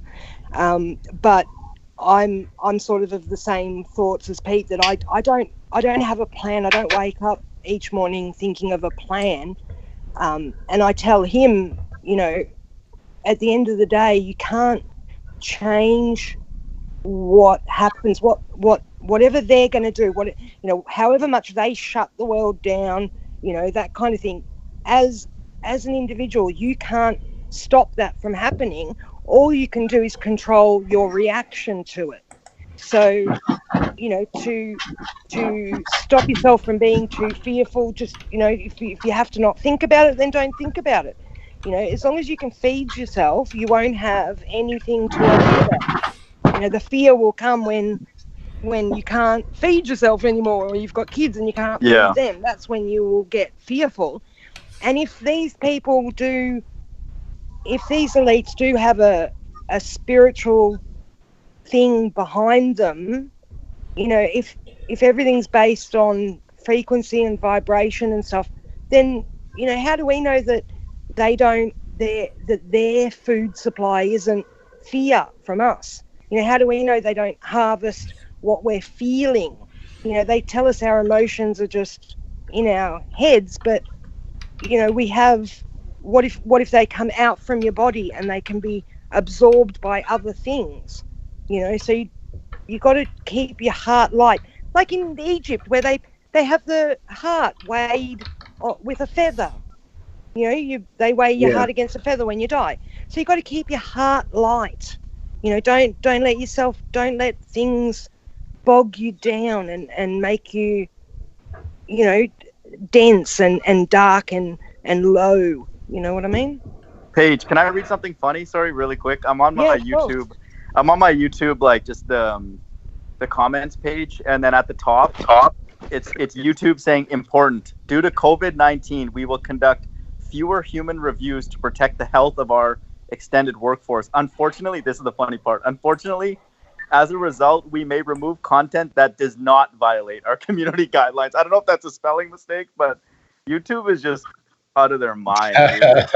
They might use this as a way. I think the farce is all unfolding, and even when you look at, I don't look at this stuff anymore, but you look at Donald Trump and some of the contradictions, the blatant contradictions, and had just the look of him. I think the farce is being revealed to us, and I agree with Payge there.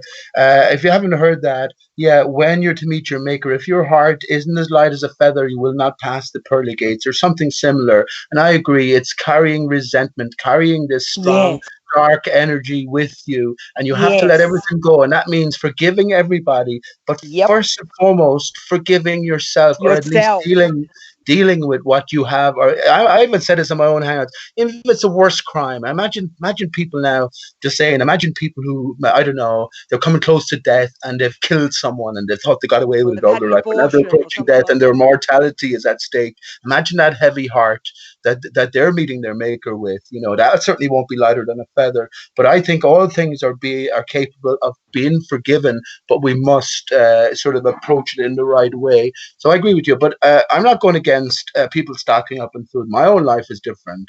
That's all. I would say in general it's a good thing, but in relation to what's going down, you can look at it a few ways. I take a more lighthearted look at it, really, because I've always been expecting the end to reveal itself, right, or to be played out because of the route I was led down. When we talk about media hoaxes like Boston bombings or the Pulse nightclub or all of these different things, I'm sure we'd agree on lots of those. When it goes back to earlier times like 9/11 or Boston or Waco, Texas, or beyond that. You know what I mean? The Titanic, all the way back, World War II, Pearl Harbor.